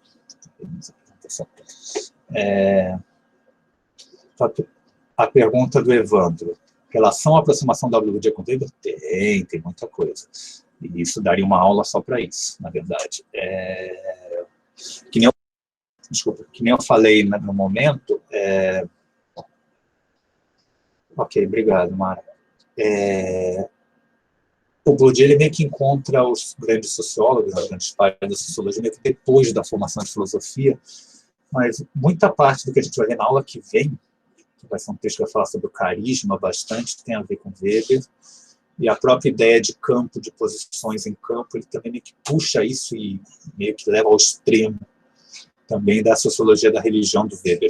O Bourdieu tem textos sobre a sociologia da religião, principalmente do Weber, que são bem interessantes. Textos que estão naquela coletânea A Economia das Trocas Simbólicas, do começo da carreira dele, mas tem bastante coisa. Eduardo, você consegue escrever... Olha que você consegue escrever a pergunta ou quer deixar para a próxima?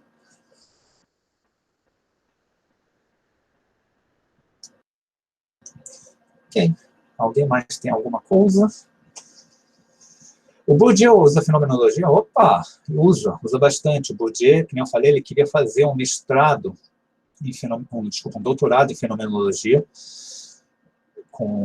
que seria uma extensão da fenomenologia do Merleau-Ponty. O Bourdieu usa muito o Husserl, o próprio conceito de hábitos, uma das principais fontes do conceito de hábitos para o Bourdieu é o conceito de habitualität, do Husserl, né, de habitualidade, que ele desenvolve nas meditações cartesianas, talvez, não lembro agora, mas tem muito a ver com isso, sim, e ele tem um certo contato com os primeiros, com Schultz, com o Berger e Luckmann, que é um pessoal que estava muito em voga nos anos 60 e 70, mas ele leva isso além também, porque ele acha que a fenomenologia também ela acaba perdendo essa habilidade de conectar com a própria prática, né? Como a fenomenologia tem uma redução até o que seria o mais primordial e o mais primário, ela acaba perdendo o caráter da prática, que é o que ele tenta reproduzir, retomar na sociologia dele.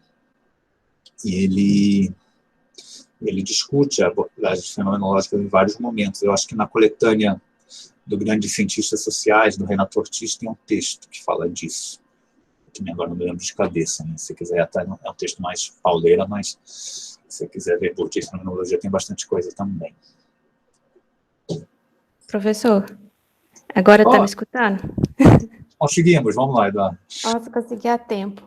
Não, é porque eu tinha duas dúvidas. Uma, você acabou de responder aí sobre essa questão da fenomenologia no Bourdieu. E outra coisa que eu queria saber é sobre os tipos de capital, que pela explicação que você deu aqui, eu fiquei em dúvida. Esses tipos de capitais, eles não são independentes, né? Pelo que eu notei, para a gente conseguir essa representação do capital simbólico, aparentemente precisa ter uma articulação entre pelo menos dois tipos de capital, o econômico, cultural e social. É equivocada essa visão? Como que é para ter esse reconhecimento, assim? Então, Eduardo, não é equivocada, mas também não é algo que eu posso dizer, porque literalmente depende da prática, depende do campo que você está analisando, depende da pesquisa que você vai fazer. Então, pode ser que, sei lá, se eu estou... Vou dar um exemplo bem besta que vem na minha cabeça. Eu quero analisar os clubes de golfe de elite da França. Eu chego depois na sua.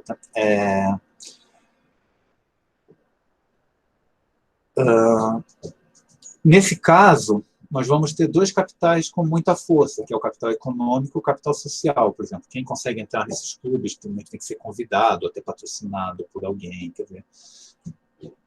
E pode ter, na análise do campo da política, é muito difícil você não colocar um conceito como capital político, que acaba sendo uma espécie de mistura de capital social, econômico e cultural.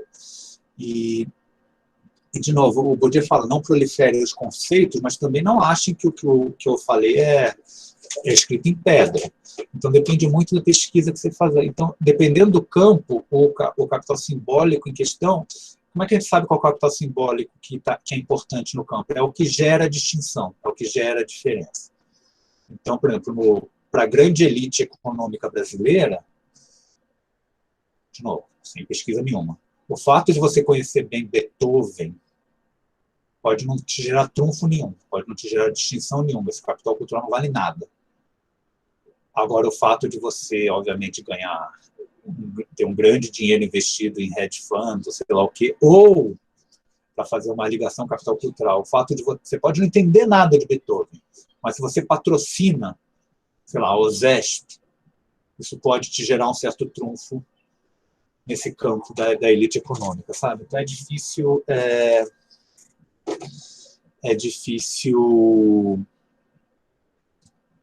falar isso a priori. Não sei se te ajuda, ou se já te dá uma explicaçãozinha, mas depende muito da pesquisa que você for fazer, que é aí que você vai ver qual é o campo que é mais importante, qual é o capital que é mais importante, e aí se for o caso, como relacionar isso com outros campos, outros capitais e outras coisas, né? Quer dizer, no caso da distinção, é essa coisa bem dele sentir esse movimento do capital cultural como uma coisa que as elites estão começando a mobilizar mais para se diferenciar, porque tem um grande acesso de gente que antes não tinha acesso ao capital cultural, né? Essa massa de gente começa a entrar na escola, na França, da década de 60, e aí eles falam, mas, pô, então, como eu vou dizer, o nosso capital cultural é o que importa, né? Não é o capital que as pessoas estão aprendendo na escola, é o capital que a gente tem, que a gente traz de casa, que é a roupa que a gente veste, que é os filmes que a gente assiste, que é a música que a gente ouve, é isso que vai começar a importar, que é algo que no contexto brasileiro, por exemplo, só tem valor em, acho que, lugares bem específicos, mas não no modo geral. No Brasil, acho que o capital econômico ainda é muito determinante. Mas isso, de novo, é hipótese. Teria que fazer uma pesquisa sobre isso. Te ajuda?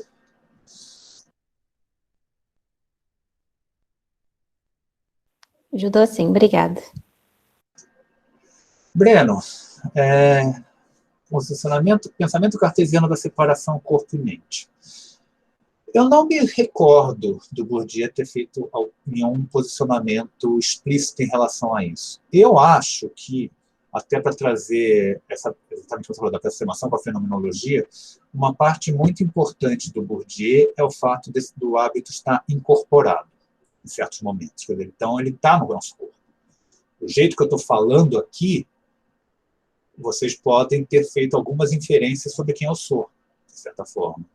Tanto por sotaque, ou por formação cultural, ou por... Quer dizer, então, o jeito de se portar, o jeito que tem naquela definição, não só o que o operário come, mas o jeito dele comer. Então, não tem muito, porque para o Bourdieu, essa ideia do indivíduo é uma ideia muito perigosa, porque ele tem medo quando a gente... Como o indivíduo é uma coisa que a gente vê, né? Eu estou vendo vocês estão me vendo, a gente tende a achar, até pelo modo substancialista de pensar e pelo modo de senso comum, né, que é o indivíduo que é o princípio explicativo das ações e das coisas assim. Para ele não é, né? São essas relações todas entre o indivíduo, que no fundo é um nexo de relações, de hábitos que a gente traz, de capital que a gente mobiliza, do campo onde a gente quer se posicionar, dos interesses que a gente tem. Então, eu acho que não se coloca muito a separação corpo e mente, porque para ele essas coisas que estão na nossa mente são incorporadas, né? Então, essa nossa educação vai se trair, de certa forma, no próprio jeito que a gente vai agir no mundo, que é um dos critérios do capital cultural. Então, é um pouco quem sente o direito de falar, né? Aquela coisa. Tem um exemplo muito simples da distinção entre capital econômico e capital cultural, que é o capital cultural é aquele que ajuda a gente a se sentir à vontade nos ambientes. Então, por exemplo, se eu estou indo para uma... Eu dei o exemplo dos Extras. Se eu entro para a Sala São Paulo assistir o concerto, é muito fácil ver quem se sente à vontade lá e quem não se sente. E isso meio que você consegue, se fizer uma pesquisa, obviamente, você consegue transferir para a origem social das pessoas, para o modo como elas foram educadas. Quer dizer, aquela coisa que todo mundo que vai no concerto pela primeira vez, que não trouxe isso de casa, fala, puta, quando é que eu aplaudo? Eu aplaudo agora que eles pararam, eu aplaudo só no final, eu espero todo mundo aplaudir. Quer dizer, esse tipo de coisa são coisas do hábito que são incorporadas na gente. Então, isso isso gera práticas, isso gera possibilidades de práticas, mas eu acho que a gente não consegue trazer isso diretamente para esse registro cartesiano que se propôs. Tá? Eu acho que, para o Bourdieu, para colocar na filosofia, né, os filósofos mais importantes em termos de pensamento social são definitivamente o Spinoza e o Leibniz, que estão numa discussão posterior sobre a coisa das formas do conhecimento, das formas de como o conhecimento pode ser provável, do tudo, do nada, eles estão por aí, e é por aí que as pessoas normalmente puxam essa relação do Bourdieu com a filosofia moderna. Não sei se isso te ajuda. Para não falar, desculpa, da filosofia da ciência mais antiga, dos estudos que ele fez sobre Galileu, Newton, ele conhece essa coisa toda também. Tá? Se alguém tiver mais alguma coisa, acho que dá tempo de mais alguma coisa, que o nosso tempo está se esgotando agora. Semiótica, então, o problema da semiótica talvez apareça na próxima aula, Luciana, mas é quase o mesmo problema que ele tem com a economia, que também eu não falei, mas é um pouco isso, que a semiótica e a análise semiológica de textos, por exemplo, aquela análise, como se chama aqui, do Evan Zohar na crítica literária, quer dizer, análise estrutural, que eles chamam, quer dizer, elas ficam nessa rede de relações entre os signos, né, entre os símbolos, e não conseguem trazer isso para o campo, para o contexto histórico, de modo geral, né? Ele simplifica bastante, mas é um pouco de modo geral para essa construção histórica dos símbolos, para essa trajetória dos símbolos, dos signos e do que aparece. É claro que aparece que o que é importante na semiótica, porque dependendo do nosso hábito, as nossas representações para compreender o mundo vão ser diferentes também, né? Nossa produção de símbolos é diferente.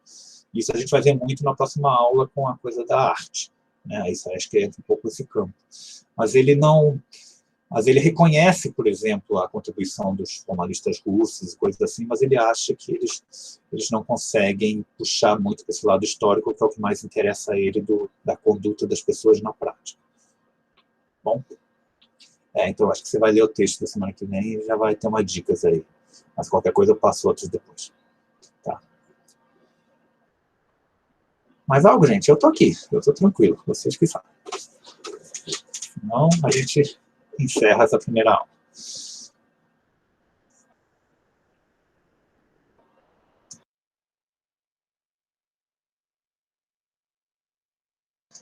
Ok. Então, voltamos sexta-feira, 10 da manhã, horário de São Paulo, desculpa o pessoal do fuso horário diferente, com as 10 pagininhas da produção da crença nas regras da arte.